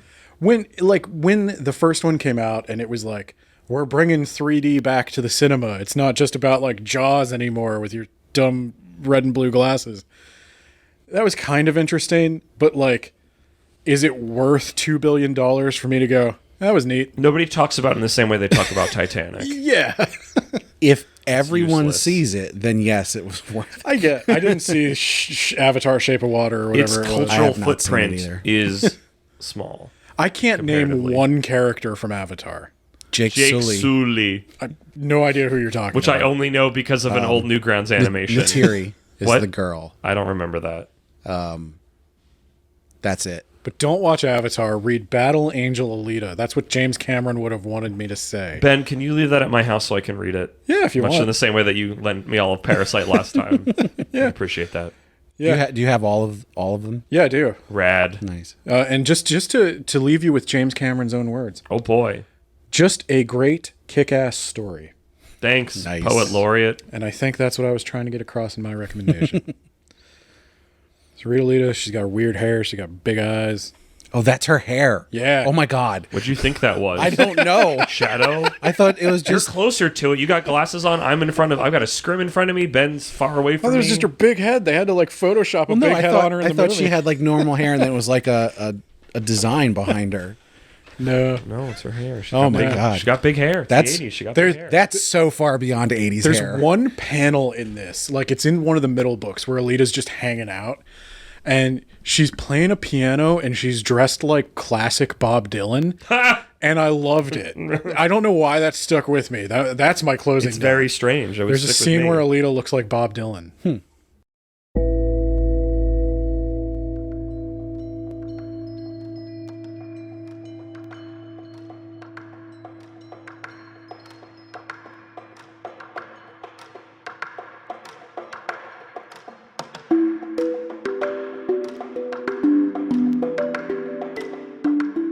So, I've got 3 more recommendations here for you. Big wow. These are isekai specific. Shocked Pikachu face. The first one that I'm going to recommend here, it actually was also recommended by someone who left a comment on our YouTube video. Ooh. And I shouted him out before, Jack-O-Lantern. Cool name.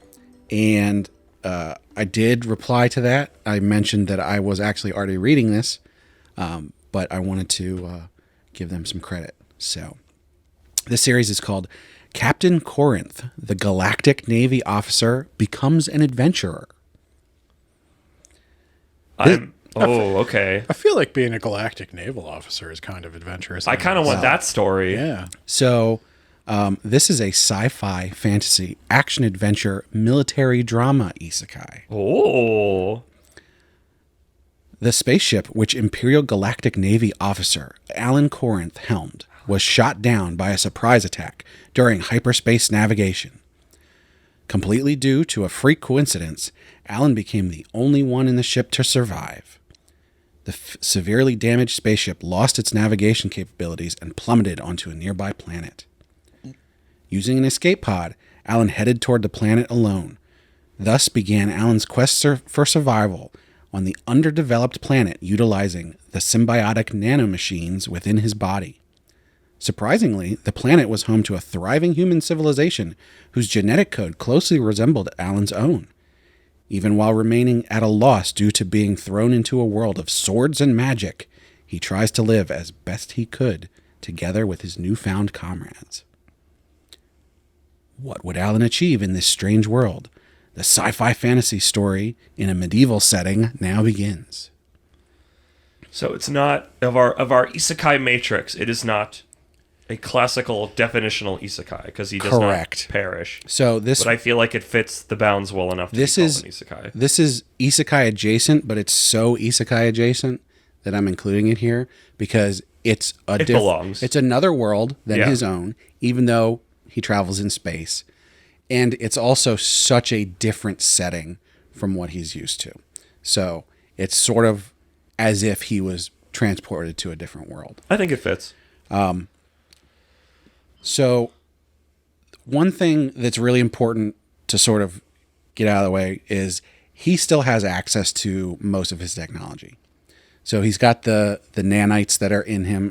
They're called nanom. Is he good at his job? Is it just they got because they got ambushed? So the main point of this is that there's another race of like insectoid beings that they're at war with. The ultimate fodder. And they're the ones that shoot them out of hyperspace, cause them to crash. When he is able to recover some of the ship, and the original captain is now the AI in that ship. Cool. Living in a separate isekai. Sort of. So she is able to like run calculations and everything, and because they have access to this computing power and everything, they figure out that these the insect creatures will come to this planet within, I think it was like 100 years or something like that. And because the technology of this world is so behind, he makes it his mission to basically take over the planet so that he can build it up to be able to fight back against this invasion. I do love a story of capable people doing capable things. From what I remember, at the beginning, he's not necessarily a real important person on the ship, but he is a soldier and he's capable. A go-getter? Yeah. Okay. Add on to that, he's got these nanomachines in his body that can like heal him and help him communicate sort of telepathically with the AI. The AI can like send out drones and stuff. He has weapons and armor, like nanomachine armor and all that kind of stuff. So he plays this balancing act where like when he's out alone, like hunting monsters and stuff, he'll use all this technology, but he keeps it all hidden from the people of the world. This is reminding me a little bit. I think the series was called Gate. Where the Japanese Defense Force goes through the portal and uses a bunch of modern guns and blows up dragons. I do enjoy Gate. There's, yes, the parallel of like modern technology against fantasy things. That's definitely there. That's the connector point. Yeah. Everything else is pretty. Yeah, pretty not anything else. Literally just the like, I've got my super gun that I can shoot an orc and who cares? Yeah. So it's nothing too deep, but it's a lot of fun. He goes on adventures. He takes out a dragon. He starts a guild, or I think they call them guilds. It's basically the group of adventurers. Clan, yeah. A clan. Clan would be the name. I think they call it a guild, but I think clan would be. They play a lot of WoW, I guess. The better name. He takes out a dragon at one point, and then they're like, "Oh, we need to make him a noble." That happened in Wayward Paladin, Faraway Paladin. Yes. That actually... He suplexes a dragon. They're like, oh, this guy's the real deal. He's able to use the nanomachines in the computer system to talk to another dragon who is like, hey, you beat that dragon. That means you're in charge, so I'm going to do what you say. And so now he can like use this dragon for stuff. Dragon. It's just a lot of fun. There's only 42 chapters. But the chapters are long, and so a lot has happened. He's he's gone through a lot so far, picked up a princess from a fallen country, and they're going to like try and reestablish that. But then because he's helping, they're going to like let him be in charge or whatever. And, you know, all of it building to this thing where it's like he needs to become so influential that he can then sort of reveal all this technology and get them to build up. But you add in this sort of mystery element of like, they have magic and he's living in this universe with no concept of magic. The computers and everything are analyzing it and they're like, we don't know what this is. And there's one point in some of the latest chapters where he sort of gets a vision and we're sort of led to believe that it's the magic of the world talking to him. It appears to him as the princess, but she's definitely not there at that time. Mm. So there's the element of mystery on top of that. But as I said, all of it, it's a lot of fun. It is an adaptation, so it's a light novel first. I feel like we figured that out from the title. And that's written by Atsuhiko Ito. And I would say it is very well written. There hasn't really been anything where I'm like, oh, that doesn't make sense, or, you know, that's a stretch or anything like that. They go through each of these and it makes a lot of sense. Everybody in this world is constantly like, wait a minute, how did you take out 50 bandits by yours? Like they're actually questioning this of like, that doesn't make any sense. No one has that kind of power. Even though at the end of the day, they're still like, all right, I guess you have them here. You have to go along with this story. Right. So there's sort of like this thing where everybody's a little wary of him, but he's producing results. And so they have to go along with it. A lot like Faraway Paladin. Not to say that they're the same thing, just it's interesting. And I think it's pretty well drawn. Nothing crazy, but very competent. The backgrounds are pretty nice. The clothing and everything is fairly detailed. This is another one where it's sort of like a sketchy kind of style, but not like overly exaggerated. So it's a fun one. And that's drawn by Takuma Tomomasa. Okay. What was the name of it one more time? Captain Corinth, the Galactic Navy officer, becomes an adventurer. You just want to tell it, like, you can just call it Captain Corinth. Well, that is what most people say. But yeah, I really enjoy that. I would recommend it. Anybody who's into kind of like sci-fi and adventure stuff should definitely check that out. All right, next up. I got a question for you guys. Okay. What do you think would happen if Albert Einstein got isekai? I feel like he'd be into it. What little I know of Albert Einstein. I feel like he would be a complete communication failure. Probably, just live in a cottage somewhere making up weird theories nobody could understand. What if I told you that when Albert Einstein gets isekai'd, he would go a little nuts, take over a kingdom, have them build guns and bombs and tanks and stuff, and try and take over the world? Oh. I'd say like read an Albert Einstein biography. Is this literally Albert Einstein? Yes, this is literally Albert Einstein. The old man Albert Einstein. The old man got to One Piece, or a character based on him did kind of just that. So this series is called Wise Man's Reincarnation: 5 Kingdoms. So Ijin Tensei Gokuyo Warfare. So this is one of those Gokoku. The kind of rare isekai when it's a particular person. In the vein of that time I guess that one I'm thinking of that time I died and reincarnated as Yamcha. So here's the thing. As I sort of alluded to, Albert Einstein's the bad guy. Oh. This isn't really about him. I can see why Japan would think Albert Einstein was a bad guy. I can see it. I understand it. So the story actually follows Fugo and Roka. So these are childhood friends.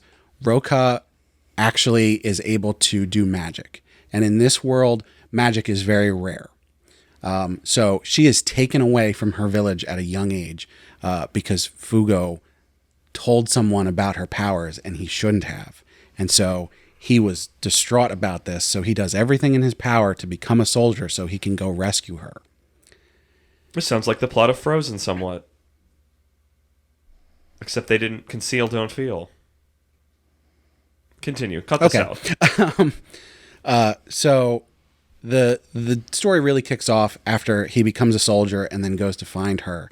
And it turns out that the nation that they're part of, which is the one that Albert Einstein has taken over, has decided that they need to kill the magic users. And there's only like 5 of them, but they're like the elites of the army, right?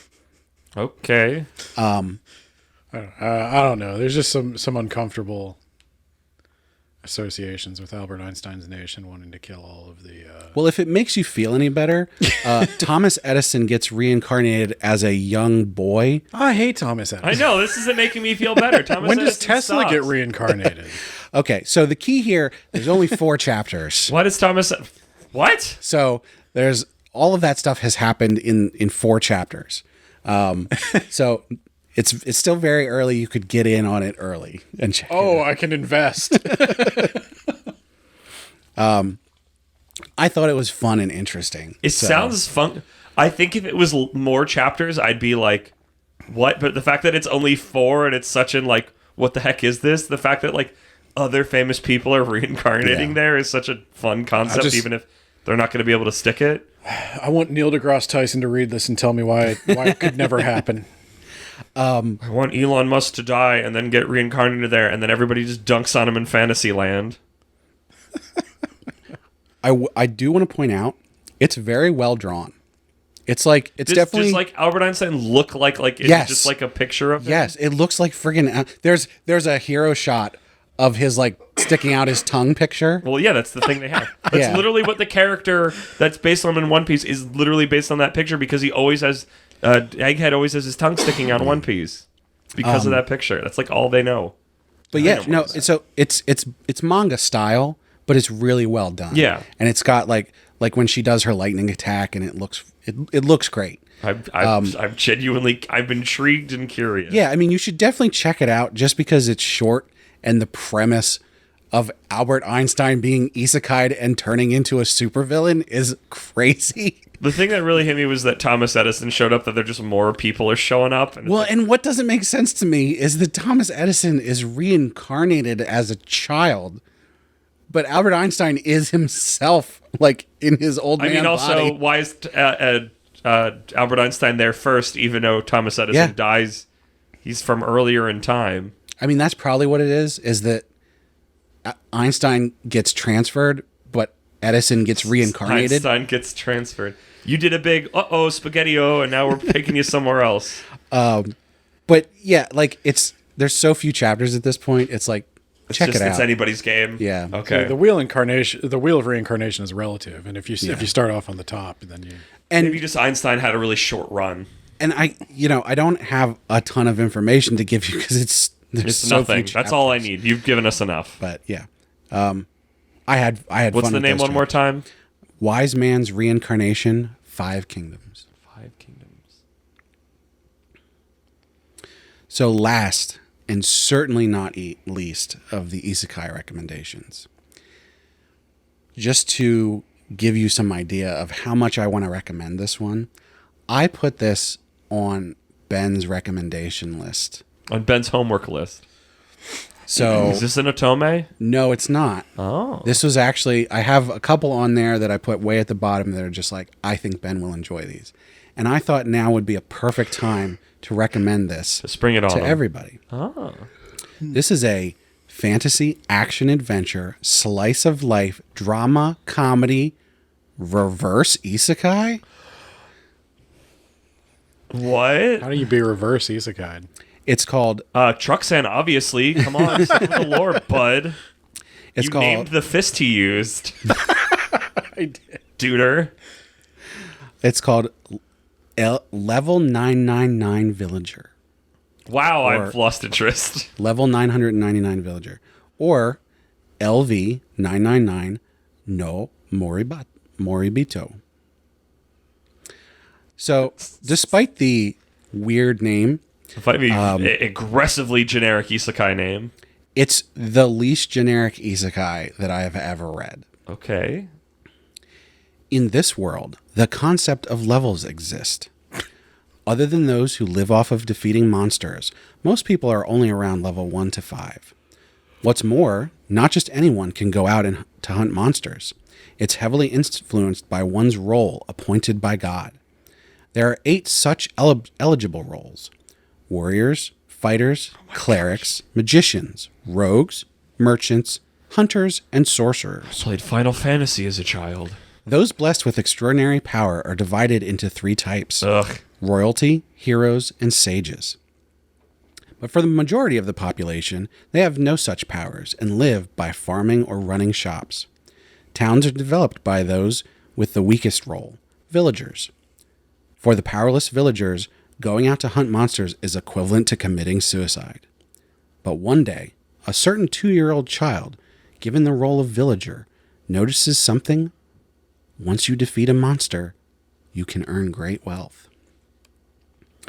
So, this series starts off very generic magic medieval fantasy. It sounds generic as heck. This sounds like Final Fantasy Tactics, where if you play the villager, they start at level 1, but they can go into any job. No, in fact, villagers are at a huge disadvantage. It's harder. A huge disadvantage in Final Fantasy Tactics too. It's harder for them to level up. They don't have abilities to start off with that would help them to level up. The skill, every 100 levels, you gain a skill. And the skills that the villagers can learn are crap. And Till soil. No villager has actually found out what those skills are because no villager has ever reached level 100. But our protagonist starts hunting monsters very early because he finds that when you defeat a monster, gold coins pop out. And he wants to save up money so that he can, have a good life. Over the course of till the time I forget how old he is, 20 something. He works very hard and levels up to level 999, which is from doing what? From literally just going and defeating monsters. I thought going into the forest was suicide. It normally is for most people. I guess just it isn't for him. Once he's past a certain level amount, it's the South Park not strategy. A big deal. You can just keep fighting rats. You just kill boars. Yeah, something like that. Yeah.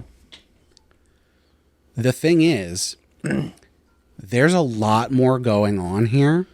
And if you only read the first couple chapters and went, oh, this is just, magic medieval fantasy, I don't want to read this, you would be majorly losing out. I don't know how much of this to spoil, but it's sort of important. The world that they're in is not the real world. Did you figure that out when it had levels? Well, no, because a lot of the suspension of suspension of disbelief. I mean, like right? it's. I know there's like lit RPG, but like. But in this instance, that's actually really important, and you're spot on. Yeah. That the fact that there's levels, the fact that there's skills, I'm intrigued. betrays the fact that this is not the real world. I don't want to know anymore. Okay, I was gonna say you don't have to. I was gonna say you could cash in your credibility tokens to recommend this like without any information, and I'll just read it. But then I'll never read anything again if it's bad. Just to add on a little bit more. Be careful. When we get to the point where we're like, oh, this isn't the real world, there's some stuff that happens. And then we find out, oh, maybe that's not even the real world. There's so many freaking levels to this. It's a double matrix. Potentially. Maybe I don't know triple. yet. How many chapters? This is at chapter 62. Okay. Like, what if this isn't the real world? Like, what if we're in a simulation right now making podcasts for robots? The first arc of this series is interesting in that the villager meets the Demon King's daughter, and he is working to try and make it so that demons and humans stop fighting each other. He wants to have peace in the world. And so he's going on this quest, not necessarily going anywhere, but his quest is to stop people from fighting. Demons have the ability to control monsters, but they actually, what you find out is they don't do that on purpose most of the time. It's just sort of a thing that happens. Right. Okay. So humans are always like trying to kill the demons, even though the demons aren't really doing anything wrong. So there's a whole bunch of like stuff going on there until you get to the point where it's like, where things start popping off. So the demons are this thing. And then, so the Demon King is doing that because of this thing. Stop. You've tantalized me the right amount. I don't want any more. No, I agree. I'll read it. So I'm curious. I'm actually like so serious about reading this. What's it called again? Level 999 Villager. Okay. I'm willing to make myself accountable. I don't know if you want to have like a check-in episode. I mean, we'll check in. I mean, maybe maybe if we both read it, it's manga book club in an episode or two. Yeah. That's true. We could do that. You got to hold me accountable to a deadline, which means everybody listening to this, go and read it before we do our review of it, because we will spoil the hell out of it at that point. Okay, in 2 episodes' time. So what? It's April. So June's episode. Manga book club. You want to say that soon? It's 2 months too long or not long enough? Oh, I would say not long. How many chapters are there? 62. You say? Yeah, I can do it. If that's what you guys want to do, we can do that. Time to read it. So there you go. Everybody, make sure you read it before you listen to the 2 episodes. We'll do a big spoiler warning, I'm sure. Yeah. All right. Well, that's good. I didn't need to spoil anything to intrigue you. That's good. You baited the trap just right, and then as soon as I was just like, okay, I'm intrigued. Don't do any more. I did not see the twist coming. So you know. Stop. I'm not spoiling anything. No, the mention of a twist is itself a spoiler. Brad, these are the people that are like, it's in the trailer. When I want no information, any piece of information, even if you only get to spoil, when I'm in that mode, I don't want anything. I get what you're saying. I had to tell you that much because you have baited the trap. I'm going to enter the device. You'd read like the first 20 chapters and be like, "What the hell?" Yeah, you did that. I'm there. You've already set the thing up. I don't want any more. You have given me the oomph to go through it. Don't worry. Well, I hope everybody reads those 3 isekai. I like them a lot, and I think everybody should check them out. I'll give them a little peeky peek. ご覧のスポンサーでお送りします。 Are you a fan of Japanese snacks and treats? I sure am, Brad. Then you'll love Sugoi Mart. Wow, Sugoi. They offer a wide variety of popular Japanese snacks, candy, drinks, and more. All delivered right to your door. My door?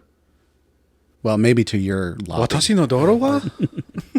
Sometimes if I'm really lucky, they bring it up to my actual door, so... You can shop there by different series. So you go on the website choice. And you can like pick the series Pokemon or One Piece or whatever. I was actually out there checking out the One Piece section, and I saw that you can get Tony Chopper Tamagotchi. That's adorable! There's actually 2 different versions of it. I think they do the same thing, though. Interesting. Okay. That sounds nice. Well, now you as a listener can click the link in the description or use code APR15 at checkout to get 15% off your first order. Just head to SugoiMart.com to shop their selection of delicious Japanese snacks today. Thank you, Sugoi Mart.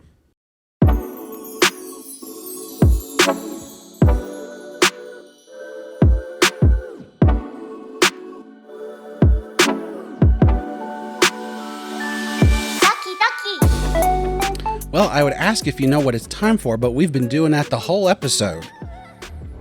It's all been Manga Book Club. Today, we're going to talk about Mashle. This has admittedly been a really long time coming because we started reading this.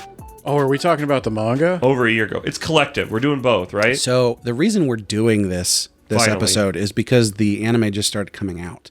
So we'll get really good. Hang on, I'm just going to inappropriately freestyle rap while you're talking. You're a Mashle. I'm here to say you're a Mashle. I got muscles all day.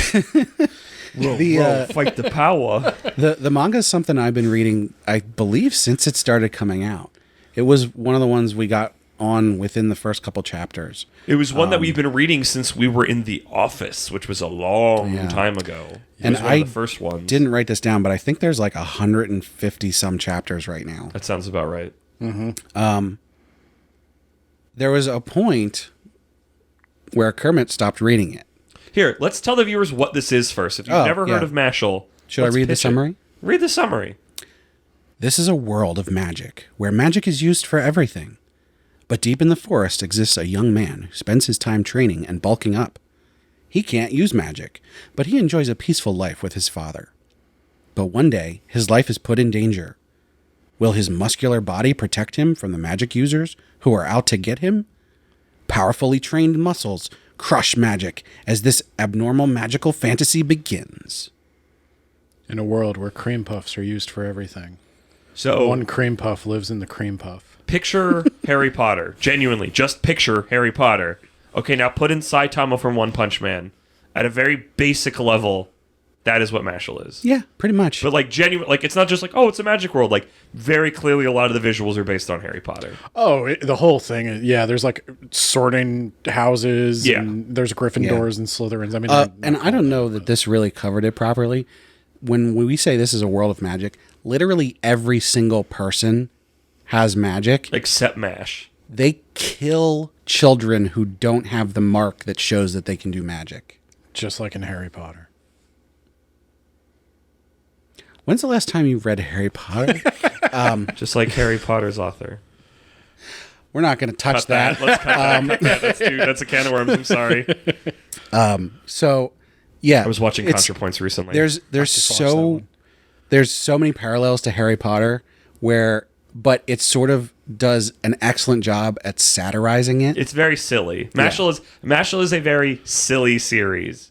It's primarily a comedy, in case you were wondering. It's very obvious. It starts out as It starts out as a straight up spoof of Harry Potter, and then it does the One Punch Man thing a little bit, where it starts off as a spoof, and then it kind of becomes the thing it's parodying, where Mashle just sort of becomes I don't want to say like, it doesn't become just a straight up shonen battler, but it is a shonen battler, but it retains a lot of the elements of humor. Yeah. Yes. It's a shonen battler while also being a satire of shonen battlers. An absurdist. Yeah. Yeah. But it does definitely start to indulge in the big bad and the final fight. Yeah. What I found interesting was because it's right now the series is sort of in the end game. At 151 chapters, it feels like they're close to the end. However, I also said that like 70 chapters ago when they sort of started the end game of it. They've really stretched out the end, which isn't necessarily. End games are getting longer. It's not bad. All of it makes sense, but when that started, I was like, "Oh, this is going to be over soon," and it's not. The fights do start taking longer. Early on in the series, it's one chapter a fight. Yeah. Yeah. Now we're getting into like, there's like with every manga, there's a big bad, and he's got a thing of minions, and each of them have their own powers, and each of those escalate. Like it's part of the comedy. It's part of the reason I fell off of it is that it just kept escalating more and more and more. And if you can lean into the humor, it works. But if it's just like when you're reading it at a chapter a week as it's coming out, it gets very just like, come on, move the ball. There's this thing that it does that the series does that is sort of very much just like a Harry Potter kind of shonen thing that's almost played seriously, but I think they do a pretty good job of where everyone has like their own unique magic. There's magic that everybody can use except Mashle. Except Mashle can't use any magic. He uses his own magic. He uses muscle magic. But each individual person sort of has a specialty magic that they can do, and the very powerful people are able to do like second and third forms of it. And I think it's really well done because they put a lot of detail into like the thing that comes out for that magic, whether it's like a summon or some swords or whatever that is. Yeah. Whatever the visual of it is. And as I said, that's a very shonen thing that's played fairly straight until MASH comes in and just like punches them. Yeah, it's this. It helps build the absurdity of it. Here's this serious actual thing, and here's our comedy guy. Reminds me of Bobobo a little bit. Yeah. It looks good, but there is one big problem I have with the visual design of Mashle, and that is that like the combat is utterly meaningless. Yeah. And by that I mean people are just constantly pincushioned. Right. By like swords. Yeah, it does that manga thing where it's like, no, that person would have been dead. It's particularly and then they egregious keep in standing this back up. because people get like cut in half and then they're just not cut in half. Yeah. That bothered me a little bit. Like I got some problems with Mashle. I fell off well before Kermit. I thought you made it further than me. I have now. Oh, so here's first time around. So I'm the only one who actually read it the entire time. Here's my journey. So I read 20 chapters of Mashle and I was like, it's just not catching my attention. And I fell off. And then my wife got incredibly into Mashle. She loves it. She loves the humor in it. She loves his dork face when he's got the cream puff in his mouth and everything. So she made me go back and read it. And that is why I've caught up on it. Something to note, the chapters are very short. Yeah. Yes. There's like 7 pages or something like that. Yeah. You can see why I got frustrated reading them week to week. They are coming out weekly. I assume it's coming out in the magazine because why else would it be that short, you know? Yeah. I think it definitely reads better all at once than it does week to week. That is it's interesting you say that because, like I said, I've been reading it every week since it came out, and I sort of like the shortness of it because it's just like a little break you take and see something funny. There's part of me that goes, I wish this was longer each time I read it, but that I think that's more me because I read lots of stuff. Well, I think the thing is, as you get into the longer and longer fights, the problem for me of the visuals of the combat being utterly meaningless, they're going to stab each other repeatedly until it's time for somebody to actually fall down for real. Yeah. And I can't really gauge the tension of when that will happen. You can only really gauge it by the expression on their face. As an O face. As they start to look more tired, it's like, oh, now you feel tension. I don't think anyone of consequence has died. I don't think any. No one of consequence. Some of the bad guys. Yeah, but I don't know. Like in Mashle, like everybody comes back. I mean, well, that's true. Mashle's strongest point when it hits it is its humor. Yes. That was always my thing. Mashle to me at its topmost is a comedy. Now, I don't know if we want to get into that yet. I don't know if the anime knows that. I want to say, like, if you are reading it purely for the comedy, then I think Ben's way of reading a couple chapters at a time is probably how you want to do it. Because not every single chapter has, like, a banger joke in it. That's why I fell off, because the humor, it was a One Punch Man problem. Saitama showing up when the big funny thing happened less and less, and the things that were happening when he wasn't around I'm getting bored. This is the same escalation. It's exactly the same thing, because the story kind of... This is a recommendation. I do recommend Mashle. Mm-hmm. I'm trying to give the counter argument here of, like, there's some problems. And one of those big problems is, like, Mashle doesn't know what it wants to be. Mashle kind of wants to have its cream puff and eat it too. It wants to be funny and inconsequential, but then it also wants to have these big battles. But when the big battles don't have any tension or they don't work, there are no stakes. It's a comedy. It wants to create stakes, but it can't, because the whole point is cutting the legs out underneath those things. Yeah, and so there are other characters that are funny than just Mashle. Yeah, the main character kid, I forget what his name is, but he's like, he would have been the main character in the other series that was just about magic. Yeah. And he's got like the magic mark that's like a cross on his forehead instead of the normal just line. Yeah, the lines that everybody else has, and it's like, oh, he's got this super special explosion Harry power. Potter. Yeah, basically. Yeah. And then he just gets crapped on constantly. Well, I do like his relationship with the Gravioli kid. Gravioli. The Siscon kid. Yeah. I don't know that you could describe him as a Siscon. No, He really loves his sister and wants to like save her. I think she's sick or something. She's losing her magic. But it's not like he's obsessed, but not in the bad way. Unlike One Punch Man, they develop other characters that can fill in when it's time for Mash to lie down. Mm-hmm. There's no good reason for Mash not to be there, but it's not time for Mash yet. So that's the problem when you have the nuclear option all the time from moment one. It's just like, well, why don't we just hit the nuclear option button? Solve the problem. And they do that a lot at the beginning. Yeah, like that's some of the humor is this big setup and then Munch just put it's the One Punch Man thing. It's like he does a cool, funny, weird thing and he solves the problem with a little effort. And you're just like, ha ha ha. Unlike with One Punch Man, Hate you, Harry Potter. I did become invested in the stakes of Mashle. Like I care that the Voldemort figure goes down. I want that to happen.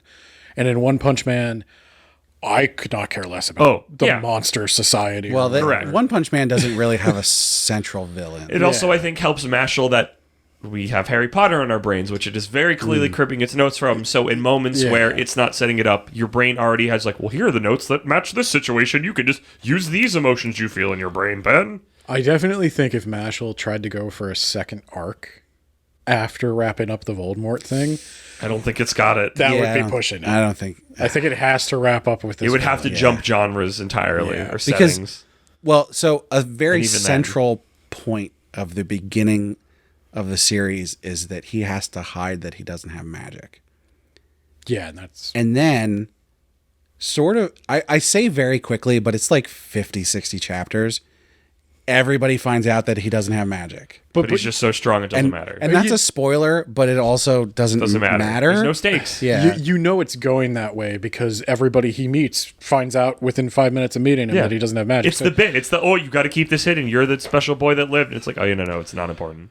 But you can only, like with One Punch Man, you can only subvert expectations so many times before that becomes the expectation. Right. Yep. And it works. Maybe, I feel like from our discussion, maybe the anime not knowing what it is more clear to the source, like, well, let's jump over there real quick. than we were thinking it was. So, as of this recording, we have seen 2 episodes of the anime, which is not a lot, but I think there's only 3 or 4 out right now. That sounds right. The anime, we were very wary of when we saw the first trailer, because from our interpretation of it, the trailer didn't get it. No. I didn't dislike the trailer as much as you guys did. No, it's not that the trailer wasn't bad. It just was like, I don't think the bill of goods it's selling is what Mashle is. There's a joke in Mashle where he is completely in love with eating cream puffs, and it sort of like inserts that at inopportune times as the punchline. And the trailer just completely was like, hey, cream puffs all the time. It's like, and it was like, why? You need to put that in its specific joke. Right. That's a joke for people who already know what Mashle is, not for the people you're trying to sell. And it's not the like absurdist humor that I like out of it. It's just like, oh, hey, this. So we watched the first episode, and while I wouldn't say it's bad, we were a little concerned. It felt like it didn't get it. It did most of what it needed to do correctly, and it was animated well, but it sort of didn't start in on the satire bits that we expected. I mean, every anime sucks when it starts. I feel like setting up. I have to disagree with that, but I get your point. The tone feels like not what Mashle is, but not like the trailer. Like, cause like a little part of me thought with the trailer was like, oh, it's a bait and switch for people. It's like you lead people with Harry Potter, and then you get there, and it's like this absurdist comedy. Yeah. But that's not what episode 1 really feels like. But there was a large part of the fact that it didn't quite feel like the right tone that was down to the music. The background music has some really weird choices. The background music has some stuff where it's like, that doesn't fit here. Why are you doing that? But also, and this might just be me, but the intro, the music for that just doesn't feel right to me. The outro's good. The outro's fine. Impeccable. Yeah. Ordinarily, I'd say intros, outros, who cares? This is not part of the show. Now, a good intro is very memorable. We have definitely been spoiled with Spy Family and Chainsaw Man. Yeah. I think they're important as tone setters. Yeah, even if I don't particularly like what's going on, I feel like they can give you the emotion you need going into it. There are just as many anime intros that I loathe as I love. But in the case of Mashle, and I can't believe I'm saying this because I never would have thought it would be this important to me, but the choice of music in the background of the episodes is so cringy and distracting. I'm going to be harder on this than probably anyone else. Like, I don't like Japanese rap. It just sounds weird to me. It's probably like a cultural thing. I'm used to rap in America. When I see somebody rap in Japan, it's very obvious that they're just imitating. I can't say something else. I've ever heard any Japanese rap that I was like, oh, that's real good. Yeah. I mean, some is better than others, but like the best is when they use it as an accessory in a song. Yeah. Like a short interstitial of Here's the rap, part where the rapper comes in. and then move on. Yeah. Like Lost in Paradise. Yeah. Yeah, that's fine. Yeah, I like that. But Jujutsu Kaisen. This stuff that's playing in the background, I got two main problems with it. One, it's got lyrics. It's nothing but lyrics. It's rap. And it's playing over scenes where people are talking.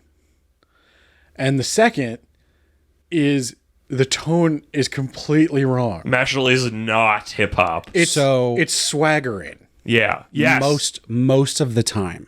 So I do want to say the second episode really turned it around.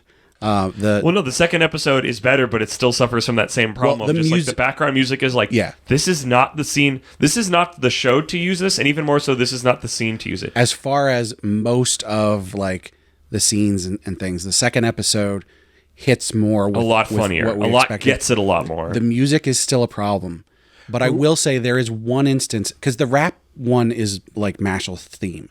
So we're going to get this again and again. So bad. Whoever scored Mashle thinks Mashle is a swaggering badass. Yes. He's not. But there is one scene in the second episode where his intro or where his music kicks in and it does fit. Which one was that? I don't remember. I forget exactly the scene. Brad, this doesn't help. But one time it works. There was time when funny music kicked in and it was funny. I would never play a rap song as a character's theme music ever. I think I can agree with that. I disagree with that. For Mashle, I agree. For anything, no. I would never play a song with lyrics as a character's theme. Yeah, I think that's more my thing.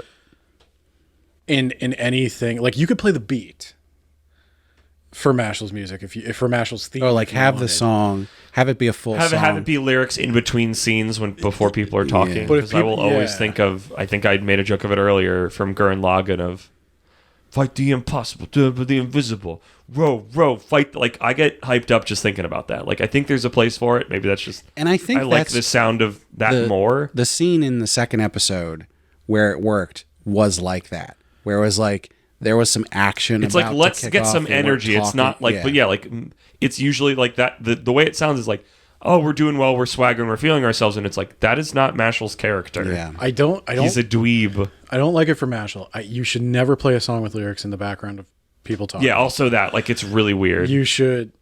I think it doesn't fit Mashle, or it doesn't fit Mash. I keep calling him Mashle, like I'm calling the doctor. I don't think it fits the series either. Yeah, rap doesn't make sense in Harry Potter. Yeah. I don't.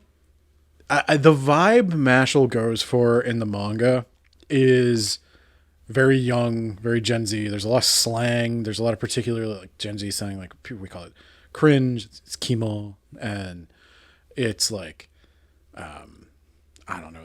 TikTok slang. I can never think of it when I'm on the spot. Yeah. But I see it all the time in Mashle, where like the kids talk like kids, and they talk like modern kids. They're making TikToks. And so I could get why, if that's what's popular in Japan right now, that's what the kids are listening to, cool. It's not what the kids are listening to in America. That rap song that was playing is like so 2000s. Yeah. It's painful. I just can't say enough how much I hate it. Yeah, but you're going back to this. Usually, that's usually my or Brad thing where it's I'm not done talking crap on it. I think we should pull this back because it is important to note that the second episode turned me around. I was very dicey about the second one, and the second one's like, I want to watch the next one. Right. We're going to continue to watch it. More. We're going to continue to watch it because of the fact that the second episode got most of it right. There's something here. The only caveat of the music. I guess I should say, it's to understand like my perspective on it, it does not take much for me to not watch an anime. Yeah. I'm more of a manga person. I've always been. So if the anime is not adding a ton, I don't care. Like now, I would say read the manga over watch the anime. Yeah. Admittedly, we've only seen 2 episodes, so obviously we'll check in later about it. But this is one case. This feels like the reason we were worried about Chainsaw Man, where the tone was so important. Yeah. After reading it, and the anime got it, and here's an example of a thing we've been reading for a long time. And so far, it feels like the anime didn't get it. I think Chainsaw Man even has rap in it at points, and I liked it. It totally feels like because it fit. It tonally fits. And but some of the thing that I worried about with MASH is that like, did they get the tone wrong, or did we have a different tone reading on what it was? Just to be clear, I don't mind rap. I'm not. This isn't a criticism of rap. I think and not just music, but like the tone, like because there's you can read something as a satire that isn't, or vice versa. There's people that read satires as legitimate sea Starship Troopers. Like I don't think the anime totally misses the mark. Like no, I think it's close-ish. You could watch the anime and be totally fine. Yep. If you don't want to read manga, if you're the opposite of me. No, and that's the caveat. Like a lot of these recommendations where we go, if you won't read the manga, watch the anime. Yeah. It is good enough to do that. So far. We'll report back at the end of the season. But the manga is almost always the better option. Yep. Yeah, like, well, I mean, for me, we've also been spoiled too by just a lot of like... Yeah, Chainsaw Man and Spy Family, where they just like got it and then they were firing on all cylinders. It's like, this is perfection. You understood the source material and stepped it up. Yeah. And Mashle feels like I don't know if you read the book. I don't know if you're giving this is like a B- on the test. Especially seeing all of the isekai shovelware. Yeah. The what Chainsaw Man and Spy Family did, where they elevated the story, is so rare. I mean, but even like Jujutsu Kaisen, Demon Slayer, like there have been so many anime coming out that are like at least as good as the manga or better. You say so many. Jujutsu Kaisen is funny in the anime, where it is like the manga has a sense of humor, but you do not get a vibe of that as much as you do in the anime. It's weird. I don't think it's... I mean, there's obviously more than not. I don't watch because a lot. the majority are We're watching the good stuff that we want to watch. There's been a couple in the past couple years that have done a really great job, and that might be like a departure from I guess I should say 20 years previously. Maybe they're just getting better at it. What I'm used to from Shonen Jump. There we go. Adapted. I would have thought that like it's just not tight. Like with Spy Family and Chainsaw Man, you can tell they didn't cut a single corner. There's no wasted time. With every slow part is deliberate and has a reason. Yeah, but also its budgets didn't get cut. That's what Ben's saying. With Mashle, here's what now this is me reading too much into it because podcaster, I had an audio. But like with Mashle, what you should have had was 2 tracks for that song, one without lyrics. Ben, you are still on this lyrics but it's just the corner. You're not wrong. It's just the corner that was cut because it's a bad choice. You should drop the lyrics. You should let them talk. You bring back the lyrics when they're fighting. Yeah. Yeah. And they didn't do that. It's just it was like faster, cheaper. It seems like But why would you pay a singer for this? Why this song? Like that's my. Well, they did the song. They did it poorly. It's just they did a bad It feels like bad choice. The director of this series understood it, but Also either didn't. had not enough budget or cut corners or stopped paying attention or something. I don't feel that. I feel that this is not.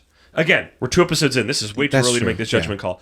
I get the vibe of somebody didn't get the source material. Maybe. Faraway Paladin is you guys didn't have the budget, and this is kind of it out. Yeah. Mashle, I feel like, has a budget and just isn't getting it in the way that I was thinking it was going to. Did we gush about the manga enough to have people go read that? Because like legitimately recommending the manga. Give it a shot. We are saying give it a shot. Will you love it? I don't know. I think for the You first can- while it's good, and if you keep liking it, keep reading, and if you don't, You can- jump off. But I believe Mashle is worth giving a shot. Yeah, I'll you tell could you could read 20 chapters in an hour. You'll know. So- yeah, it breezes on by. I'll tell you where I'm at with Mashle in general. Manga and anime. There is an opportunity to either completely blow it or completely seal the deal. That's true because it's not Like- over. Yeah. If the manga just drags and drags and drags forever, Yeah, it could be a non-recommend for me. Right now, it's a recommend. I do enjoy reading it. There have been chapters where I'm like, oh, this is dragging, and then they do a joke, Yeah. and it's like, oh, Yep. okay. Mashle walks a fine line. And Yeah. the anime just started on that line where the manga, I guess, didn't get there for me right away. Yeah. Yeah. But I say that, but I dropped the manga too. So maybe that's an interesting experience. I dropped I'm ready to drop the anime after 2 episodes, just like I was ready to drop the manga after 20 We'll chapters. see. But I want to give it. I don't know if we'll do the whole season, but I want to give it a couple more. It I want to deserves see more. one of the big fights it definitely deserves more. because that feels like somewhere where the anime could really help, but where the manga didn't have that, and I don't know There's- how they'll handle it, and that's what I want to see. There's a level of like disappointment. Like for me, reading the manga, really enjoying it, and going, oh, it's going to get an anime. Watching that first episode and being like, oh, So really? let me give you the flip side. Some things I liked. Here we go. Say some kind things. Voice acting is solid. Yep. Every voice actor Yep. fits. His uncle, the guy who plays him, is hilarious. I love that dialogue. I love the timing on it. Wait, his dad, Or his dad, not his uncle. his adoptive father, but OG-san. Oh, G-san. G-san. who's actually old enough to be his grandfather. Yeah.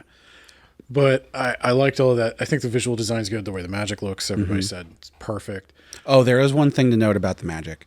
As I said in the manga, where they do like their tiered magic thing, they do like a summoning or whatever. The manga puts hyper detail into those illustrations, and I was a little bit disappointed in the anime.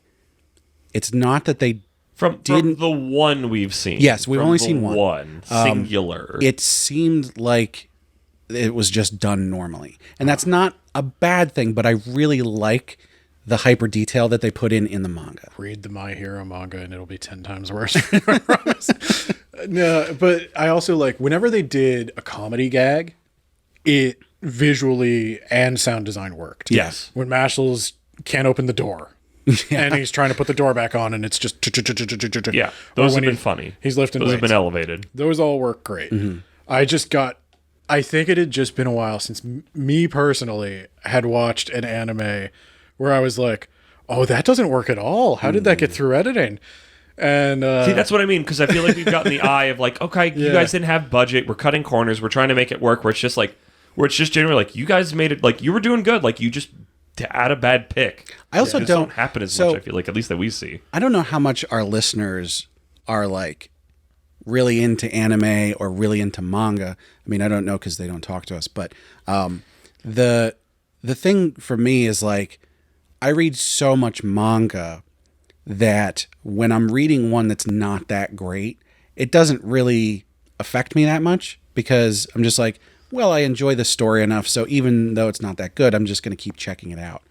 With anime, it's much more of a commitment to watch, 22 minutes of an anime. You can't float over anime Right. the way you can float on man. Like, And I'm so- not interested in what's going on here. Skip some panel. Like, you can fast forward, but That's not as finely grained as like, I'm going to skip these. Okay, we'll pick up back here. So the anime that we watch, we always watch very deliberately. Yeah. Yes. And that, I think, makes, like, we have much higher expectations because the things we watch are so good. That too, yeah. I wish I was good enough at Japanese to just have it on in the background. Because that's like, if I was watching dubbed anime, I'd just be playing a video game and it'd be on the TV and I'd be fine. Yep. But for me, the way I have to process it auditorily is like, they say it, I have to like record the sentence in my brain and then try to translate it. Yeah. And then the next sentence has already been stated. And so even if I could listen, even if I can comprehend what they're saying as they're talking, You watch it on a quarter speed. it is not comfortable. I could not do anything else in my head. Watashi wa. It's when they get into the grammar and the slang. When they don't say, I need Keigo. That's what I study. That's what I need. And the anime people don't give me that. So, to summarize, the manga is definitely a recommendation. You do need to give it some time, as you guys has found, but it's a really good series, and it's been going on. They didn't cancel it, so it's doing something right. It's surviving. It got an anime. And then Sakamoto Days hasn't done that yet. yeah, make a Sakamoto Days anime. Oh my god! But also get it right. And then, as you know, what we say a lot of times with these, and I stated before, if you will not read the manga, you can check out the anime. Check it out. It's probably worth it. This isn't a go read it. This is a go check it out. Yeah. For me, at least. I think it's worth checking out. I agree. Even the anime. I agree. So far, yep.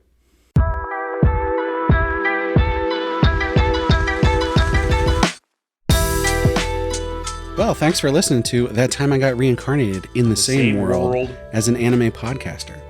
We hope you enjoyed listening as much as we enjoy recording.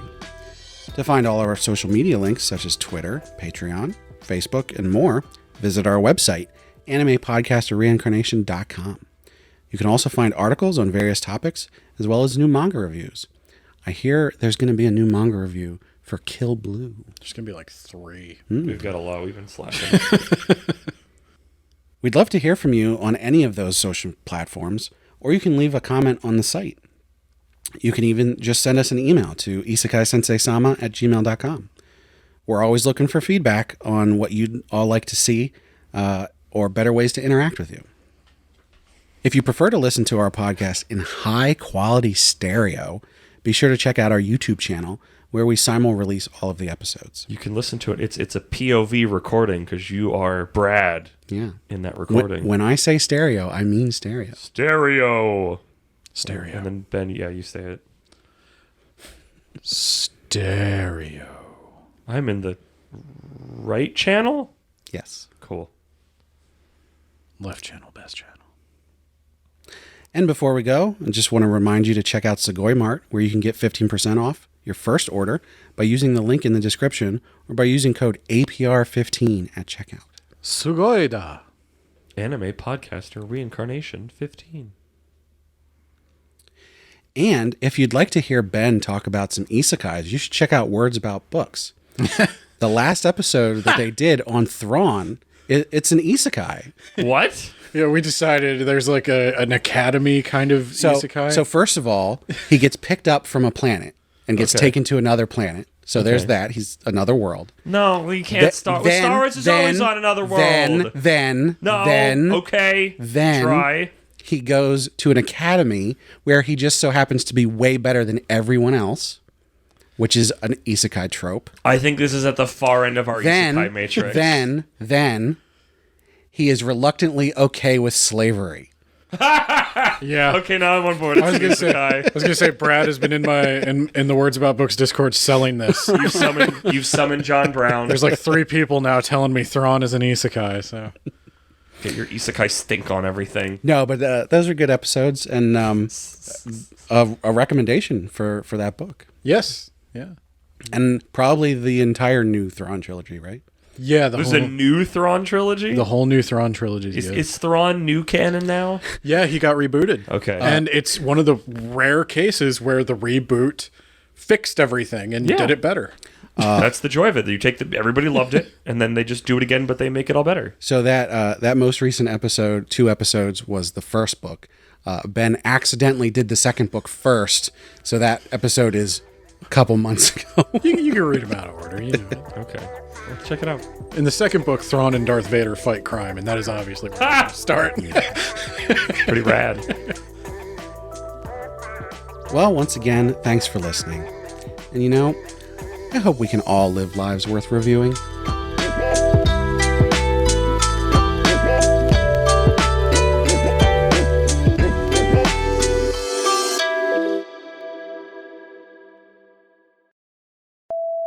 I for the first time in a long time, Shonen Jump's putting out series that I think might last more than 30 chapters. Yeah, there's been a couple. I like Beat in Motion. I like, there's a Kill Blue. Kill Blue. Have you read, I don't remember the name, it's like Takuraki Cinema or something, where there's the ghost? Yeah. That one I'm curious about. I like that one. I don't think it's as good as the other two, but I think it's still setting up. It's got more. Yeah. It's got more leg potential. Maybe we should actually introduce this properly as a segment, because clearly we have some thoughts about it to like shout them out. Because I don't think we've shouted out. Have we talked about Beat in Motion at all? I don't know. We could wait till later to like really get into it. Maybe like a next episode. Let's save it for next episode, Yeah. because a lot of them are still in this like I don't know yet. I was just gonna say, I'm just putting a bug out there. Like if Also, I want to make a proper list so I can say all their names correctly. yeah. Okay. Because I was going to say, I'll just sort of slide that in at the end of the news segment, but we can start. They need to gestate a little bit more. I was just saying, watch Shonen Jump because they got some good new ones, and then I can tell you more about them next episode. Check it out next time on the next episode. I lost it. I've already lost the raspy bass. On the next episode. Of That Time, I was a podcaster in Not the Animes. I thought you were just going to say the podcast title. I was going to, and I was like, Next time must on be Dragon Ball Podcaster. Dragon, whoa, the Dragon Ball. Z.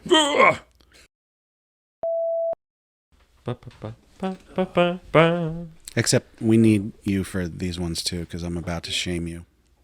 Okay, here's an ending. Here's an after the credits segment between Kermit and Brad. I don't have a bit. Too tired. Let's sing more Dragon Ball. I don't know the other Dragon Ball songs.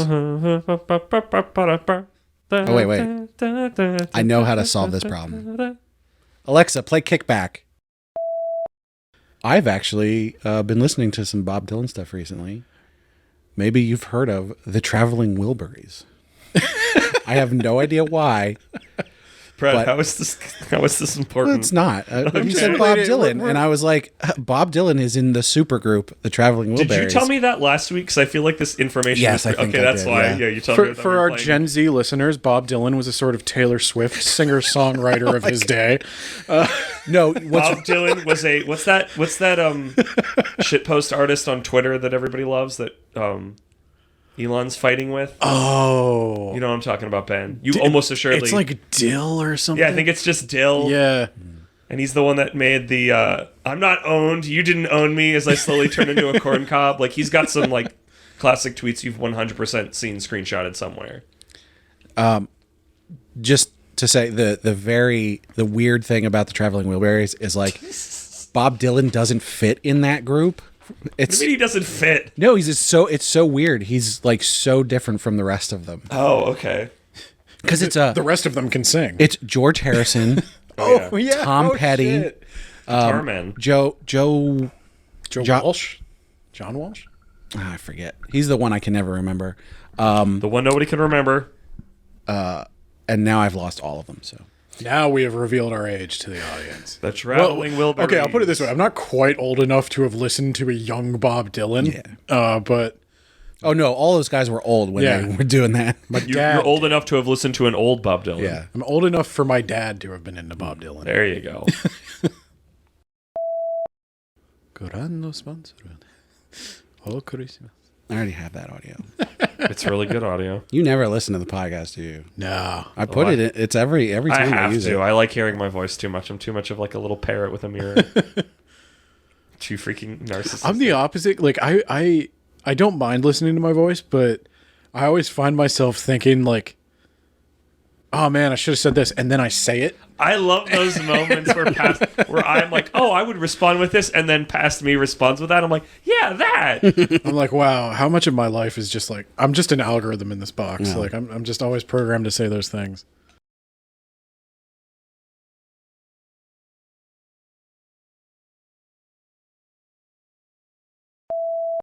Guess what? What? It's time for the super secret recommendation. What? Oh my god! What? I've got one more thing to recommend. Can I anti-recommend something? Maybe. I'm anti-recommending baseball is another one of those because it gave me a no joke, no hyperbole, big frustration on my end, a tentacle rape dungeon as a gag. They did pissed me off. They didn't so get bad. raped. They just got fondled. It was sexual harassment. No. Well, that's a hair. When the hair English translation has to censor it and go, pay us on Patreon, you can see what's underneath. It's a tentacle rape dungeon. They were touched unwillingly, and it's played as comedy, That's true. and they're all miserable, and I hate. If hate was inscribed on every nano-angstrom of my circuitry, which runs for miles and miles and miles, it would not contain one iota of the hate I feel for another world where baseball is world for disappointing me. Well, I think you'll With like. such filth. I think you'll like this series. Okay, thank you. It's called A Yandere Girl Who Is Not Very Good at Being Yandere. This is This is the post credits. yeah. No, it's super secret recommendation. This is at like the when you end. leave the tape playing for a while and there's silence and there's finally the secret track. Yeah. Secret song. This is it just started coming out. There's only like 6 chapters. They're like 2 pages each. Okay? Oh, it's like a newspaper comic. Each one is a trope of yandere. Okay, this sounds funny. So like the one is she's making a treat for her boyfriend and she's like, oh, I put something secret in it, because a trope of yandere is like Which one they'll is- like cut something off of themselves and put it in there. What the fuck? What is and yandere? Yandere, You don't know isn't what that the one- yandere is? Isn't that the one where it's like you have to date only me? Okay, so yeah, they're like I know like there's killers. yeah. yandere and tsundere. Tsundere is the one everybody knows because that's like the I don't actually like you. Babaka. Yeah. Tsundere is the cactus is the tsundere of the plant world. I know there was a yandere killer in Japan. Yes. Okay. That's the thing. So yandere is like they love you to a psychotic degree. Like Okay. they will murder you Or other people. so someone else can't have you. Yeah. Kind of Or they thing. will also murder other people so they can't get you. Or themselves. Also that. A lot of murder. Not So good. she's Not great. yandere, but she keeps like slipping. But she's bad at it. Right. So she acts yandere, but then like she's terrible at it. There's a knife scene. She's like, if I can't have you, no one can. And he's like, what are you doing? And she's like, oh, it's a rubber knife. The thing These sound like the thing where newspaper comics. yeah, well the thing where she It's just is a little gonna, setup and it's a setup and a payoff. It's yeah. a punchline. No, it's hilarious. It sounds cute. That definitely sounds like what The Simpsons thinks a Japanese newspaper comic would look like. Yeah. Maybe. Twitter. Somebody on Twitter would make something like that. It's the kind of like Casey Green energy. She does something that would be like scary, like, oh, I love you and I'm gonna have you, and but then she's embarrassed by it. So Which is the appropriate response. Yeah. it's funny and cute and very, very short.